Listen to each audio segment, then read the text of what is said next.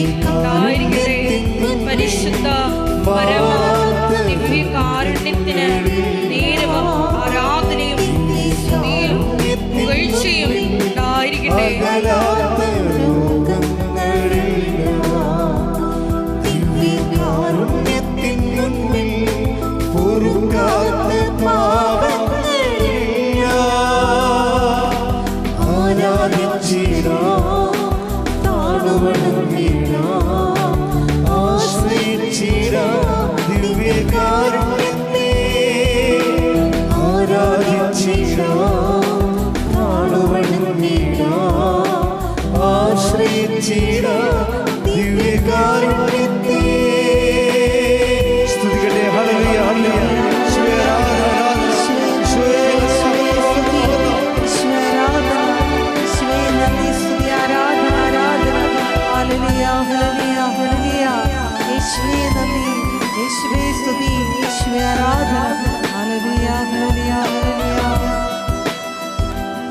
ദിവ്യകാരുണ്യത്തിൻ മുൻപിൽ തീരാത്ത ദുരിതങ്ങളില്ല. ദിവ്യകാരുണ്യത്തിൻ മുൻപിൽ ഉണങ്ങാത്ത മുറിവുകളില്ല. ദിവ്യകാരുണ്യത്തിൻ മുൻപിൽ തോരാത്ത കണ്ണുനീരില്ല. ആരാധിച്ചിടാം,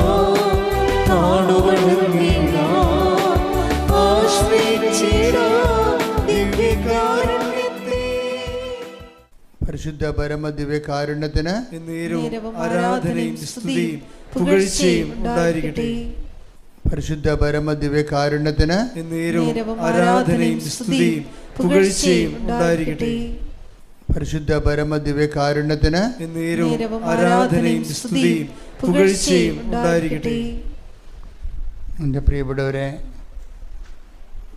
ഉടമ്പടി ധ്യാനം നമ്മുടെ ജനങ്ങളുടെ സാക്ഷ്യങ്ങളെ സുവിശേഷ വിഹിതമായി വിലയിരുത്തുമ്പോൾ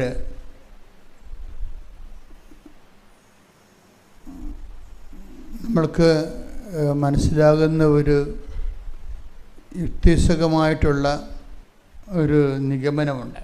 ഏറ്റവും പ്രധാനം എന്ന് പറയുന്നത്, അത് ഉടമ്പടിയിൽ നമ്മൾക്ക് കുറേ അധികം മൻഡേറ്ററി ആയിട്ടുള്ള കുറേ നിർബന്ധിതമായിട്ടുള്ള കുറേ സുവിശേഷ വേലകളുണ്ട്. ഇത് നിങ്ങൾ എന്ത് ക്വാണ്ടിറ്റിയിൽ ചെയ്യുന്നു, എന്തുമാത്രം അളവിൽ ചെയ്യുന്നു എന്നതിനേക്കാളുപരി നിങ്ങൾ എന്തുമാത്രം ദൈവസ്നേഹത്തോടെ അത് ചെയ്യുന്നു എന്നതിലുള്ളതാണ് അതിൻ്റെ ക്വാളിറ്റേറ്റീവായിട്ടുള്ള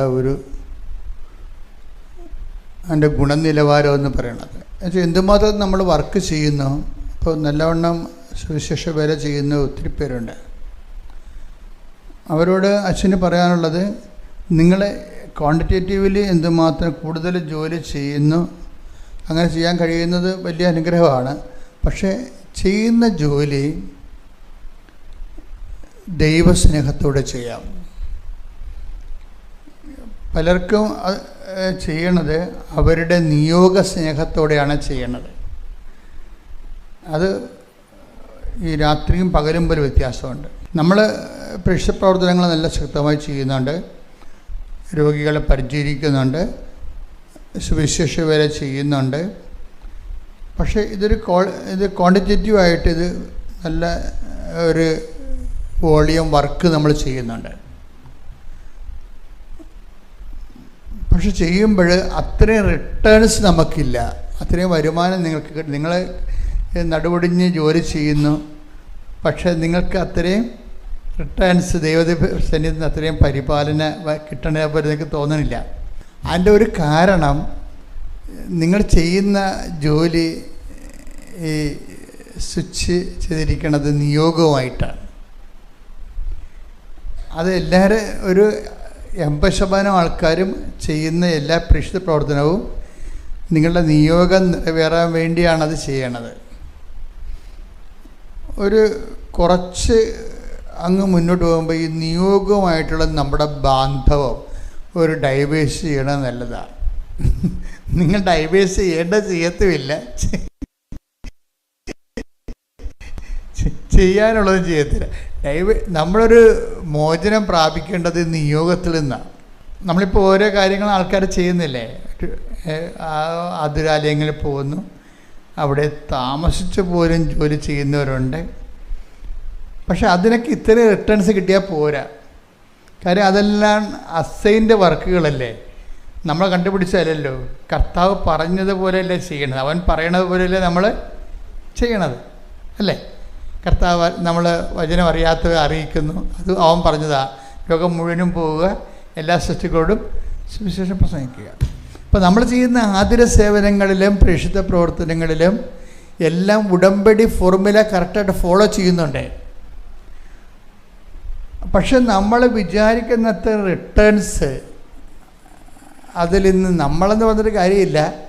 ചിലർ ഭയങ്കരമായി രീതിയിൽ അവർക്ക് റിട്ടേൺസ് വരുന്നുണ്ട്.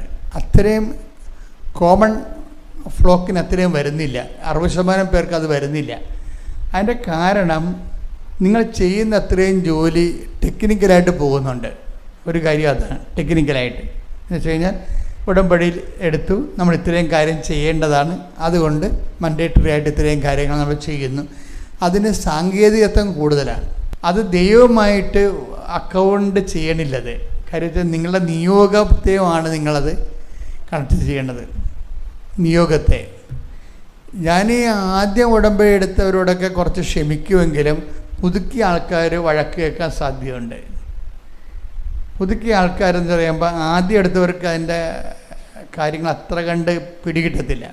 കുറച്ച് കഴിയുമ്പോൾ അതൊക്കെ മനസ്സിലാകും. നിയോഗം എന്ന് പറയുന്നത് അത് ദൈവത്തിന് ഏൽപ്പിച്ച കാര്യമാണ്. നമ്മൾ ചെയ്യണത് ദൈവത്തിൻ്റെ കാര്യമാണ് നമ്മൾ ചെയ്യണത്. ഇപ്പം നമ്മൾ ആരുടെ കാര്യമാണ് ചെയ്യണത് ശരിക്കും പറഞ്ഞാൽ നിയോഗത്തിൻ്റെ കാര്യങ്ങളാണ് ചെയ്യണത്. ഇതാണ്ട് കുഴപ്പം. നമ്മുടെ വിസ പ്രോസസ്സ് ചെയ്യാനോ ജപ്റ്റിനോട് മാറാനോ കല്യാണം വെക്കാനോ വേണ്ടി നമ്മൾ പത്രം കൊടുക്കുന്നു അല്ലേ. സ്ഥലം വിൽക്കാൻ വേണ്ടി നമ്മൾ ആതുരാലയത്തിൽ പോയി രോഗികളെ പരിചരിക്കുന്നു. അപ്പം ഇതെല്ലാം വലിയ കാര്യങ്ങൾ ചെയ്തിരിക്കുന്നത് ഈ നിയോഗബന്ധിയായിട്ടാണ് ചെയ്തിരിക്കുന്നത്. അപ്പോൾ ദൈവത്തിന് അതിൽ ഒരു ഹാജർ വെക്കേണ്ട കാര്യമില്ല. കാര്യം എന്താണ്, അത് ദൈവമായിട്ട് ഡയറക്റ്റ് ബന്ധമില്ല. അവിടെ നിയോഗത്തിന് വേണ്ടി അവർ ചെയ്യണ കാര്യങ്ങളാണ്. അവിടെയാണ് ഒരു പ്രശ്നം. അവിടെ നിയോഗത്തിന് വേണ്ടി അവർ ചെയ്യണ കാര്യങ്ങളാണ്. നിയോഗം നടന്നില്ലെങ്കിൽ അവർ ആ പ്രേക്ഷിത പ്രവർത്തനം ഉഴപ്പും.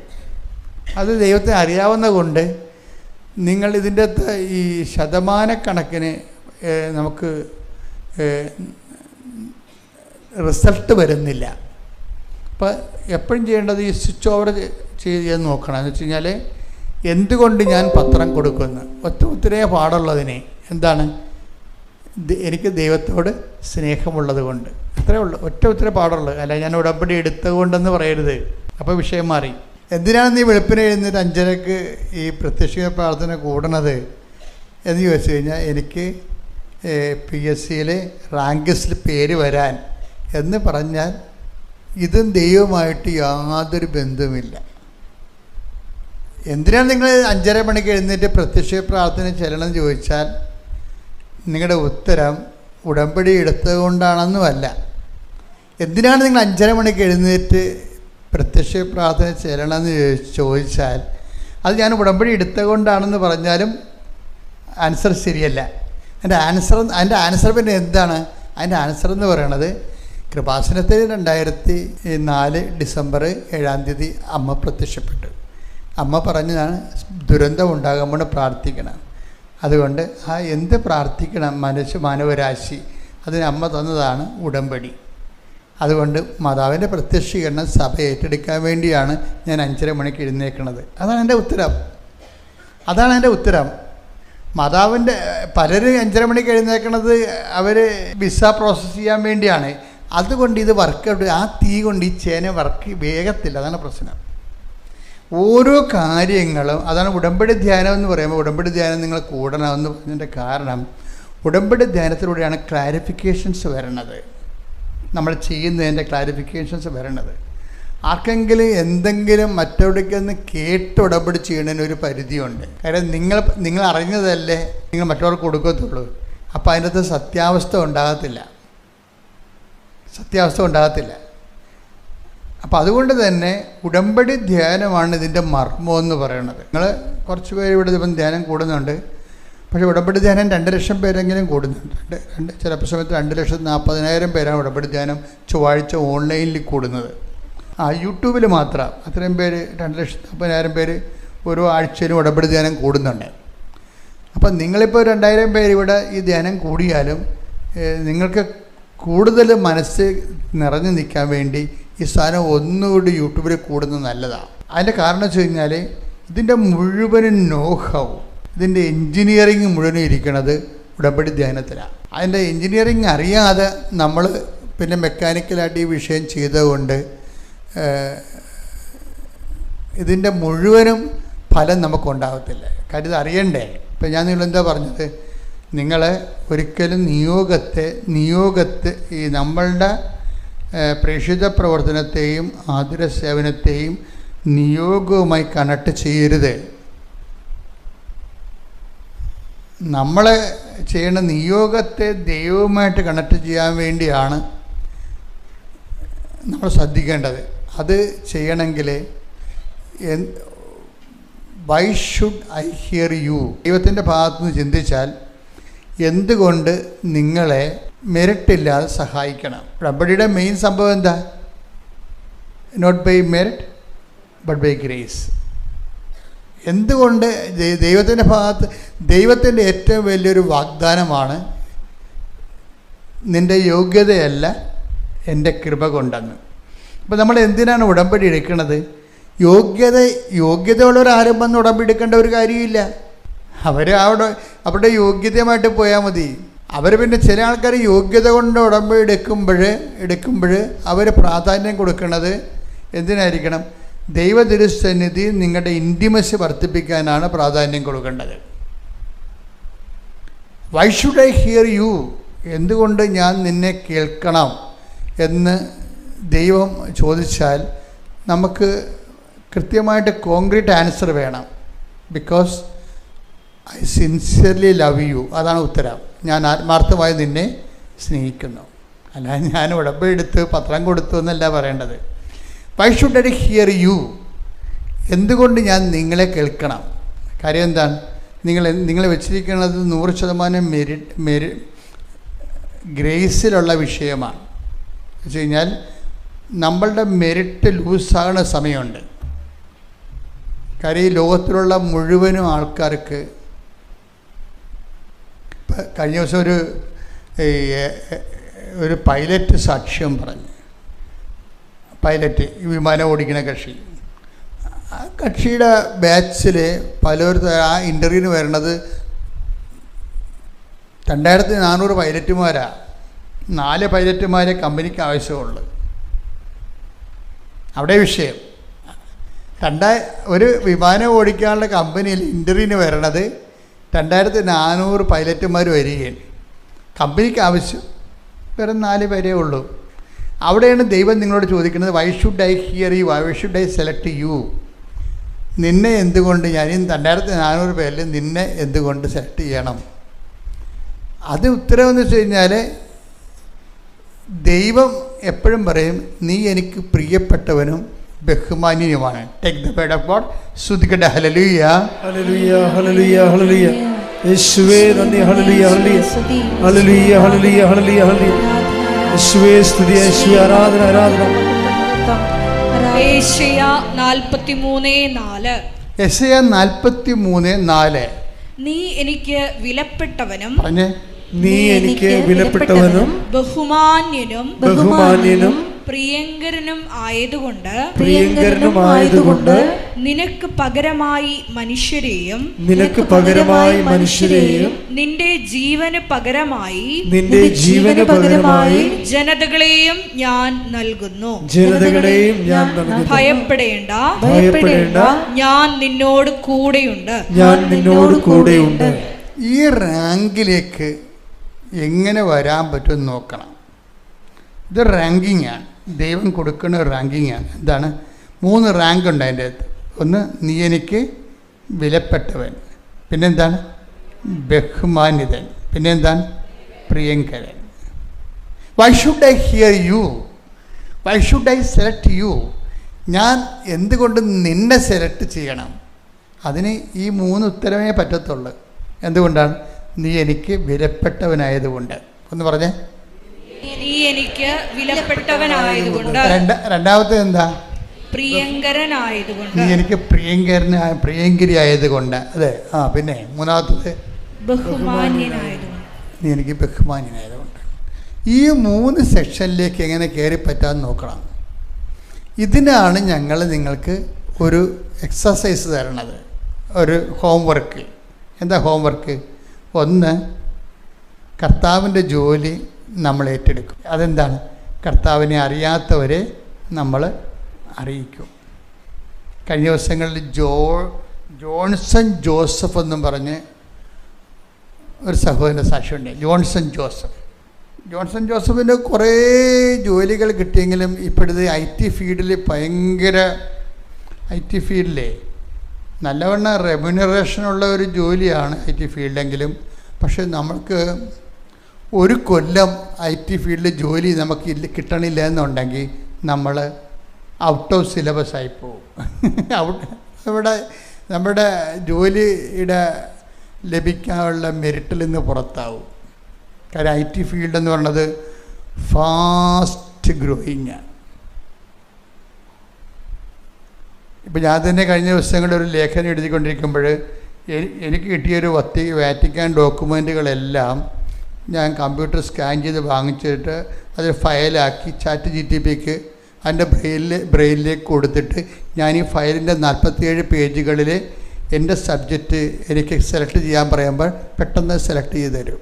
അല്ലെങ്കിൽ ഞാൻ ആ പുസ്തകം മൊത്തം ഇരുന്നുണ്ട് 46 ദിവസം കൊണ്ട് വായിക്കാൻ പറ്റും. അപ്ഡേഷൻസ് എന്ന് പറയുന്നതും ഭയങ്കര അപ്ഡേഷൻസാണ്. അങ്ങനെ വരുമ്പോൾ ഉണ്ടാകുന്ന കുഴപ്പമെന്ന് പറയുന്നത് ജോലികൾ നഷ്ടപ്പെട്ടുകൊണ്ടേയിരിക്കും. അല്ലെങ്കിൽ പുതിയ അപ്ഡേഷൻസ് വരുമ്പോൾ പഴയ ആൾക്കാർ പുറത്താകും. ഇപ്പം വല്ലാത്ത മരണവേദനയാണ് ആൾക്കാർ IT ഫീൽഡിൽ അനുഭവിക്കുന്നത്. ഏത് സമയത്തും നമ്മൾ പുറത്താകുന്ന രീതിയിലാണ് ഇത് ഫാസ്റ്റായിട്ട് വരണത്. അപ്പോൾ ഇങ്ങനെ വന്നപ്പോൾ ഈ ജോസഫ് ജോൺ പുറത്തായി കഴിഞ്ഞിട്ട് ഒരു കൊല്ലം പുറത്തായി. 1 കൊല്ലം പുറത്തായി കഴിയുമ്പോൾ സ്വാഭാവികമായിട്ടും പിന്നെ ഒരു 10,000 പേരാണ് പുതിയ അപ്ഡേഷനുമായിട്ട് കമ്പനിയിൽ ഇടിക്കണത്. ഉടമ്പടി എന്ന് പറയണതെന്ന് വെച്ച് കഴിഞ്ഞാൽ നമുക്ക് ഉടമ്പടി ചെയ്യാതെ ഇനി സർവൈവ് ചെയ്യാൻ പറ്റത്തില്ല. പഴയ ഇപ്പോൾ യൂറോപ്പിലൊക്കെ ചെന്ന് കഴിഞ്ഞാൽ ഇൻഷുറൻസ് ഇല്ലെങ്കിൽ അവർക്ക് ഡോക്ടറിനെ കാണാൻ പറ്റത്തില്ല. ഇൻഷുറൻസ് കാർഡാണ് ആദ്യം ചോദിക്കണത്. അതില്ലെങ്കിൽ ഡോക്ടർ പോലും അപ്പോയിൻമെൻറ്റ് തരത്തില്ല എന്ന് പറഞ്ഞ പോലെ കാലം ഇങ്ങനെ വളരെ ഒരു ചാലഞ്ചിങ്ങായി മാറുകയാണ്. അതുപോലെ ഉടമ്പടി ഇല്ലാതെ ഇനി നമുക്ക് ജീവിക്കാൻ പറ്റത്തില്ല. കാര്യത്തിൽ ഇത് പ്രോബ്ലം വെച്ച് കഴിഞ്ഞാൽ ഇതുപോലെയുള്ള പണ്ടത്തെ സാധാരണ പ്രാർത്ഥനയും ദൈവത്തിനെ പറ്റിപ്പും ചില്ലറ പരിപാടിയും കൊണ്ടൊന്നും പറ്റത്തില്ല. ജോസഫ് ജോൺ തന്നെ ഫരീദാബാദ് ഞാൻ ഡൽഹി ധ്യാനിപ്പിക്കാൻ പോയപ്പോൾ ആ ഇടവക്കാരനാണ്. പക്ഷേ എടുക്കുന്ന നിലപാടുകൾ ഭയങ്കര രസമാണ്. അതൊരു കേവല പ്രാർത്ഥന ചൊല്ലണ ഒരു ജീവിയുടെ ഒരു നിലപാടല്ലത്. അതെന്ന് പറയുന്നത് വളരെ ഒരു വിഷയം വന്നാൽ ദൈവത്തിനെ മുൻനിർത്തി അതിനെ എങ്ങനെയാണ് ബിബ്ലിക്കലായിട്ട് സോൾവ് ചെയ്യേണ്ടത്, അതിന് എന്ത് ത്യാഗം സഹിച്ചാലും ദൈവത്തിൻ്റെ വചനത്തിൻ്റെ കൂടെ നിന്ന് നിലപാടുള്ള ആൾക്കാരാണ്. ഇപ്പോൾ വൈഫ് പറഞ്ഞ് നിങ്ങൾ ഈ 6 ലക്ഷത്തിന് എഴുതി വെക്കരുത്. അപ്പോൾ ജോസഫ് ജോൺ ചോദിച്ചു, നമ്മൾക്കിത് വേറെ എന്താ മാർഗം? നമ്മൾ 1 കൊല്ലം ജോലി ചെയ്യാതെ നിൽക്കുമ്പോൾ എന്തുമാത്രം ആൾക്കാരോട് നമ്മൾ കടം വാങ്ങിച്ചു. അവരൊക്കെ ചോദിക്കാൻ തുടങ്ങിയിട്ടില്ലേ? എനിക്കറിയാം എനിക്കിതിനുള്ള യോഗ്യതയില്ലെന്ന്. പക്ഷെ നമ്മൾ ഉടമ്പടി എടുത്തിട്ടില്ലേ? നമ്മുടെ യോഗ്യതയിലാണ് ഉടമ്പടി എടുത്തിരിക്കുന്നത്. അമ്മയുടെ മധ്യസ്ഥത്തിലല്ല ഉടമ്പടി എടുത്തിരിക്കുന്നത്. അതുകൊണ്ട് എനിക്ക് 6 ശമ്പളം വേണമെന്ന് പറയും. അപ്പോൾ അതാണ് അതിൻ്റെ അകത്ത് വരുന്ന എനിക്ക് ഭയങ്കര ഇഷ്ടപ്പെട്ട ആ സാക്ഷ്യം. എന്ന് വെച്ചാൽ അദ്ദേഹത്തിനറിയാം അദ്ദേഹം ഫീൽഡ് ഔട്ടാണ്. ആ ജോലി അദ്ദേഹത്തെക്കാൾ ക്വാളിറ്റിയുള്ള ആൾക്കാർ അവിടെ കോമ്പറ്റീഷനുണ്ട്, വെല്ലുവിളിയുണ്ട്. പക്ഷെ അതുകൊണ്ട് എന്തെങ്കിലും നക്കാപ്പിച്ച് ശമ്പളം തന്നാൽ മതി, എനിക്ക് 50,000 രൂപ തന്നാൽ മതി, ജോലി ഒന്ന് കിട്ടിയാൽ മതി, കുഞ്ഞിന് പാലും മേടിക്കണം, അത്യാവശ്യം ഫോണും കൊടുക്കണം, ഭക്ഷണം കഴിക്കണം, വാടകയും കൊടുക്കണം, അത്രയും പരിപാടിയേ ഉള്ളെന്ന്. അത്രയേ ഉള്ളു ചോദിച്ചാൽ മതി. പക്ഷേ ജോസഫ് ജോൺ അങ്ങനെയല്ല ചോദിക്കണത്. എനിക്ക് 6 അക്ക ശമ്പളം വേണം, കാര്യം എൻ്റെ കടക്കാരെ പിന്നെ ആരും നിർത്തും, അതിനുള്ള ബാധ്യത എന്തുകൊണ്ടാണ് ഞാൻ അങ്ങനെ എഴുതുന്നത്? കാര്യം ഞാൻ ഉടമ്പടി എടുത്തിട്ടുണ്ട്.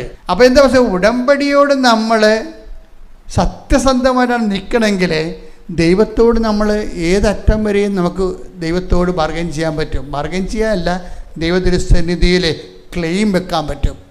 Covenant is A claim.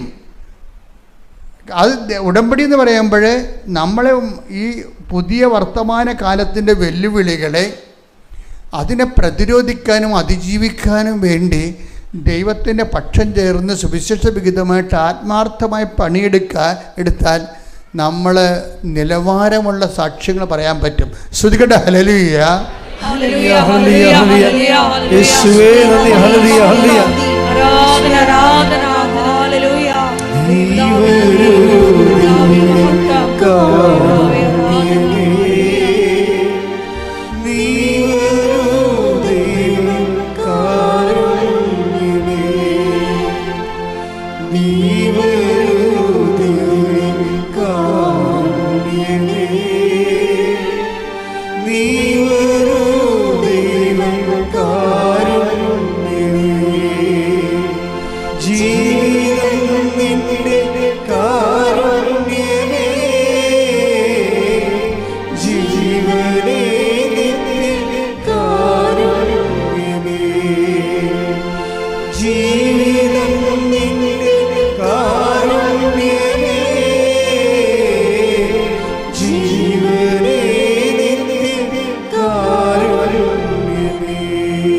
പരിശുദ്ധ പരമദിവ്യകാരുണ്യത്തിന് ആരാധനയും സ്തുതിയും പുകഴ്ചയും ഉണ്ടായിരിക്കട്ടെ. എൻ്റെ പ്രിയപ്പെട്ടവരെ, അതായത് നമ്മൾ ആദ്യം പരിശുദ്ധ ആത്മാവ് വെളിപ്പെടുത്തിയ വചനം എന്താണ്? നമ്മളുടെ ഒരു കവനൻ്റ് മോട്ടോ എന്ന് പറയുന്നത് എന്താണ്? എന്ത് പ്രവർത്തനങ്ങൾ ചെയ്താൽ ദൈവതിരുസന്നിധിയിൽ ബഹുമാന്യനാകാൻ പറ്റും? യേശയ്യ 43:4. 43:4 വായിച്ചോളൂ. നീ എനിക്ക് വിലപ്പെട്ടവനും നീ എനിക്ക് വിലപ്പെട്ടവനും ബഹുമാന്യനും പ്രിയങ്കരനും ആയതുകൊണ്ട് നിനക്ക് പകരമായി മനുഷ്യരെയും നിന്റെ ജീവന് പകരമായി ജനതകളെയും ഞാൻ നൽകുന്നു. അപ്പൊ ജനതകളെ നൽകണമെന്നാ പറയണത്. ജനതകളെ, ഒരു വലിയ ഹ്യൂജ് കമ്മ്യൂണിറ്റിയെ വെച്ചുകൊണ്ട് നിനക്ക് ജാമ്യം കിട്ടുകയാണ്. അതാണ് വിഷയം. അതാണ് ഈ ജോണിൻ്റെ, അതായത് 2400 പേര് പൈലറ്റിന് വേണ്ടി ആപ്ലിക്കേഷൻ കൊടുക്കുമ്പോൾ ഈ 396 പേരെയും ആ ജനതകളെ മാറ്റിയിട്ട് നിന്നെ എടുക്കാൻ വേണ്ടി ഇവരെ ജാമ്യം വെച്ചിരിക്കുകയാണ്. അതാണ് നിനക്ക് പകരമായി ജനതകളെയും. ഈ ഒരു സ്റ്റാറ്റസിലേക്ക് വരണം സഹോദരങ്ങളെ. കാര്യം ഉടമ്പടിയിൽ വരുന്നൊരു വിഷയം, ഇത് നോട്ട് ബൈ മെറിറ്റിലാണ് വർക്ക് ചെയ്യണത്, ബട്ട് ബൈ ഗ്രേസ്. അപ്പം അങ്ങനെ, അതായത് നിൻ്റെ കഴിവ് കൊണ്ടല്ല, എൻ്റെ കൃപ കൊണ്ട്. അപ്പോൾ ഈ എൻ്റെ കൃപ കിട്ടുമ്പോഴാണ് നമ്മൾ എന്ത് ചെയ്യണത്? ആർക്കാണ് കൃപ കിട്ടണത്? ബഹുമാന്യനെ. ആർക്കാണ് കൃപ കിട്ടുന്നത്? പ്രിയങ്കരനെ. ആർക്കാണ് കൃപ കിട്ടുന്നത്? പ്രിയപ്പെട്ടവനെ. അപ്പം ദൈവത്തിരുസന്നിധി പ്രിയപ്പെട്ടവളാകാൻ, ദൈവത്തിരുസന്നിധി ബഹുമാന്യതയാകാൻ. ഇപ്പോൾ തന്നെ ഈ ജോസഫ് ജോണിൻ്റെ ഒരു സംഭവം, ജോസഫ് ജോൺ ഇങ്ങനെ 6 അക്ക ശമ്പളം കമ്പനിയോട്, ഇൻ്റർവ്യൂ ചെയ്ത കമ്പനിയോട് ആവശ്യപ്പെട്ടിരിക്കുക. അപ്പോൾ വൈഫ് പറഞ്ഞ് അതിൻ്റെ ആവശ്യമുണ്ടോ, കയറിപ്പറ്റുകയല്ലേ പ്രധാനം എന്ന് പറയും. അപ്പോൾ ഇയാളുടെ മനസ്സിൽ നിന്ന് പരിശുദ്ധ പറഞ്ഞ് നീ അത് പുട്ടപ്പ് ചെയ്തോ, നീ അത് പുട്ടപ്പ് ചെയ്യാൻ പറയും.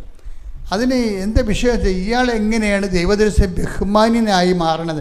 റാങ്ക് സാധാരണ ഒരു മനുഷ്യനിൽ നിന്ന് ദൈവദൃശ്യനിധിയിൽ ഈ ഐസയ 43:4 അനുസരിച്ച് കൊണ്ട് ബഹുമാന്യതനായി മാറും. പിന്നെന്താണ്? പ്രിയങ്കരനായി മാറും. പിന്നെന്താണ്? വിലപ്പെട്ടവൻ. ദൈവം, അതായത് ദൈവം വില കൽപ്പിക്കുന്നതായി മാറും. ദൈവം വില കൽപ്പിക്കുന്നതായി മാറണത് എങ്ങനെയാണ്? നമ്മൾ ദൈവത്തിൻ്റെ വചനത്തിന് വില കൽപ്പിക്കുമ്പോഴാണ് നമ്മൾ ദൈവത്തിൻ്റെ സന്നിധിയിൽ വിലയുള്ളവരായി മാറണത്. ഇത് നമ്മൾ മനസ്സിലാക്കണം. നമ്മൾ ഇപ്പോൾ ഒരു ദിവസം ജോസഫ് ജോൺ ഡൽഹി കൂടി പോകുമ്പോൾ പഞ്ചാബുകാരെ കണ്ടു, ബർമ കോളനി കണ്ടു. അപ്പോൾ അദ്ദേഹം വിചാരിച്ച് ഈ ബർമീസിനോടും അതുപോലെ തന്നെ പഞ്ചാബീസിനോടും മറാവിൻ്റെ പ്രത്യക്ഷത്തെക്കുറിച്ച് പറയണമല്ലോ. അതാണ് വിഷയം. ഇതിവിടെ വെച്ചാണ് ട്വിസ്റ്റിങ് നടക്കുന്നത്. നമ്മൾ സാധാരണ മനുഷ്യരും ചില ഉടമ്പടിയുടെ അഭിഷിക്തരും തമ്മിൽ ഇങ്ങനെ വഴി പിരിയണ സ്ഥലവതാണ്.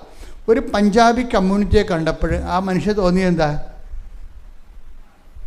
ഇവരോട് മാതാവിൻ്റെ പ്രത്യക്ഷത്തെക്കുറിച്ച് പറയണം, സുവിശേഷത്തെ പറഞ്ഞു. അപ്പോൾ അവരെന്ത് ചെയ്യും?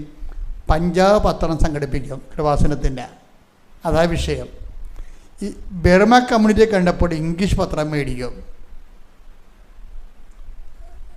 ഇങ്ങനെ ചിന്തിക്കുമ്പോഴാണ്, അതായത് നിങ്ങൾ ലോകം മുഴുവനും പോകുക, എല്ലാ സൃഷ്ടികളോടും സുവിശേഷം പ്രസംഗിക്കുക.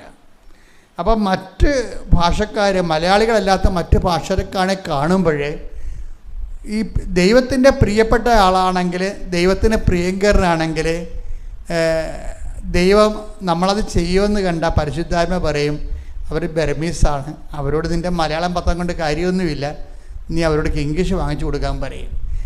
ദൈവം നമ്മൾ ചെയ്യുമെന്നുണ്ടെങ്കിലേ പരിശുദ്ധാത്മാ പറയത്തുള്ളൂ. അതാണ് ഇതിൻ്റെ വിഷയം. ഇതൊരു ഗുരുതരമായ വിഷയമാണ്. ഞാൻ എപ്പോഴും നിങ്ങളോട് പറയും, keep the minimum holy spirit എന്ന് പറയും. കാര്യം നമ്മൾ ചിലരോട് പരിശുദ്ധാത്മാവ് നൂറ്റാണ്ടുകളായിട്ട് സംസാരിച്ചിട്ടില്ല, ഇനി സംസാരിക്കത്തുമില്ല.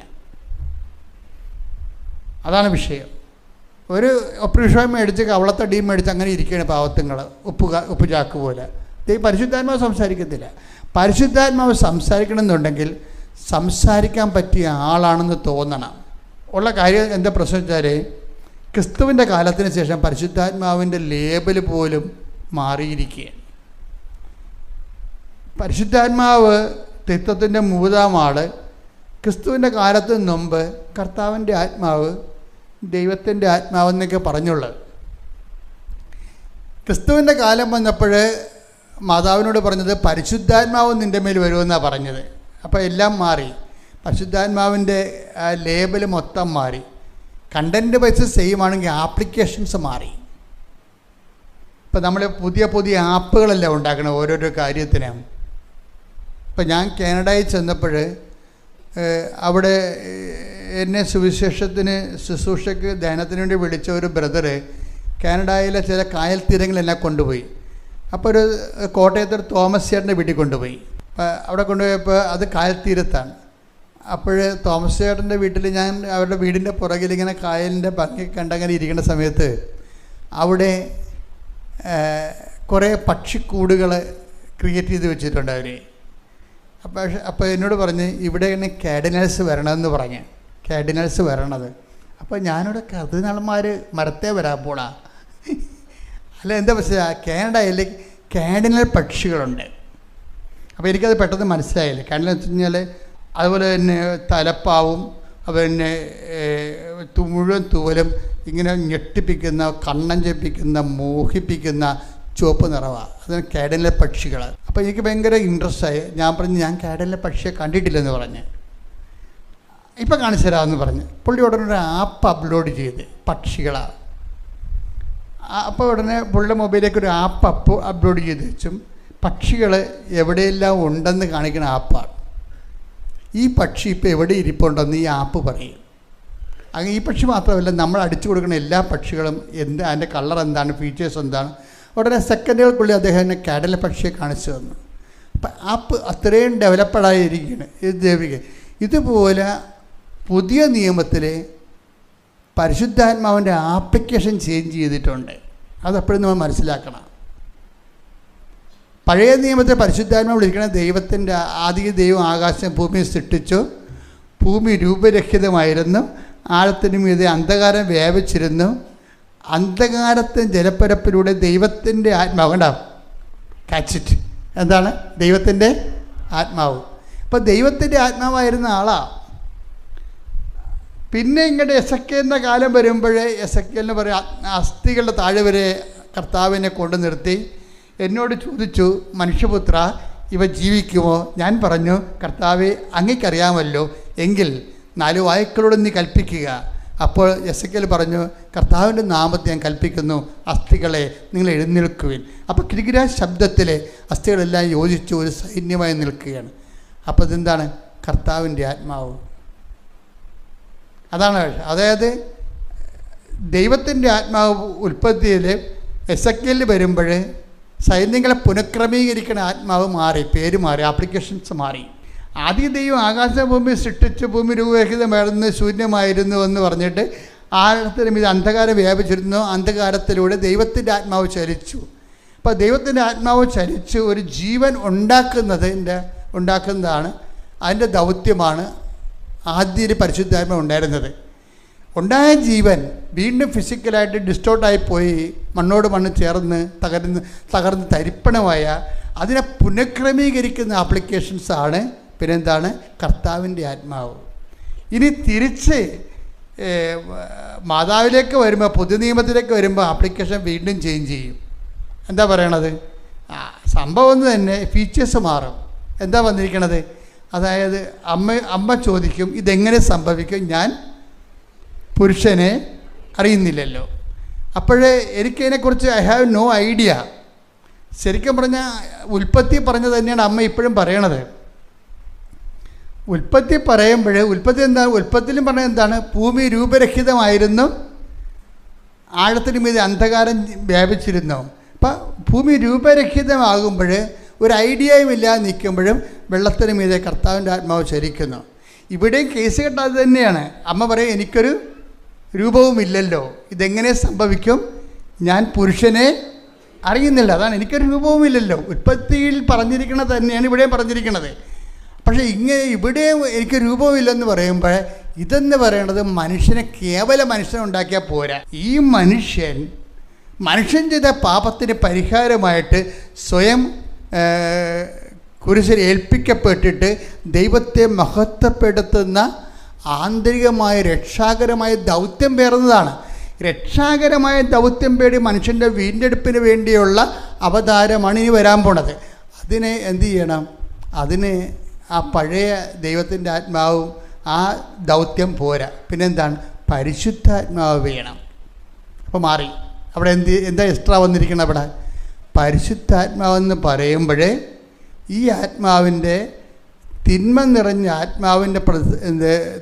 നിറഞ്ഞ ഒരു സാഹചര്യത്തിൽ ഇത് വർക്കൗട്ട് ചെയ്യത്തില്ല. അതാ വിഷയം. അശുദ്ധമായ ഒരു സാഹചര്യത്തിൽ ഇത് വർക്കൗട്ട് ചെയ്യത്തില്ല. കാര്യം ഇത് മുന്തിയ നിലവാരമുള്ള വലിയ രക്ഷാകര ഓപ്പറേഷന് വേണ്ടി ദൈവത്തിൻ്റെ ദാനമായിട്ട് വരണതാണ്. അതുകൊണ്ട് എന്തു ചെയ്യും?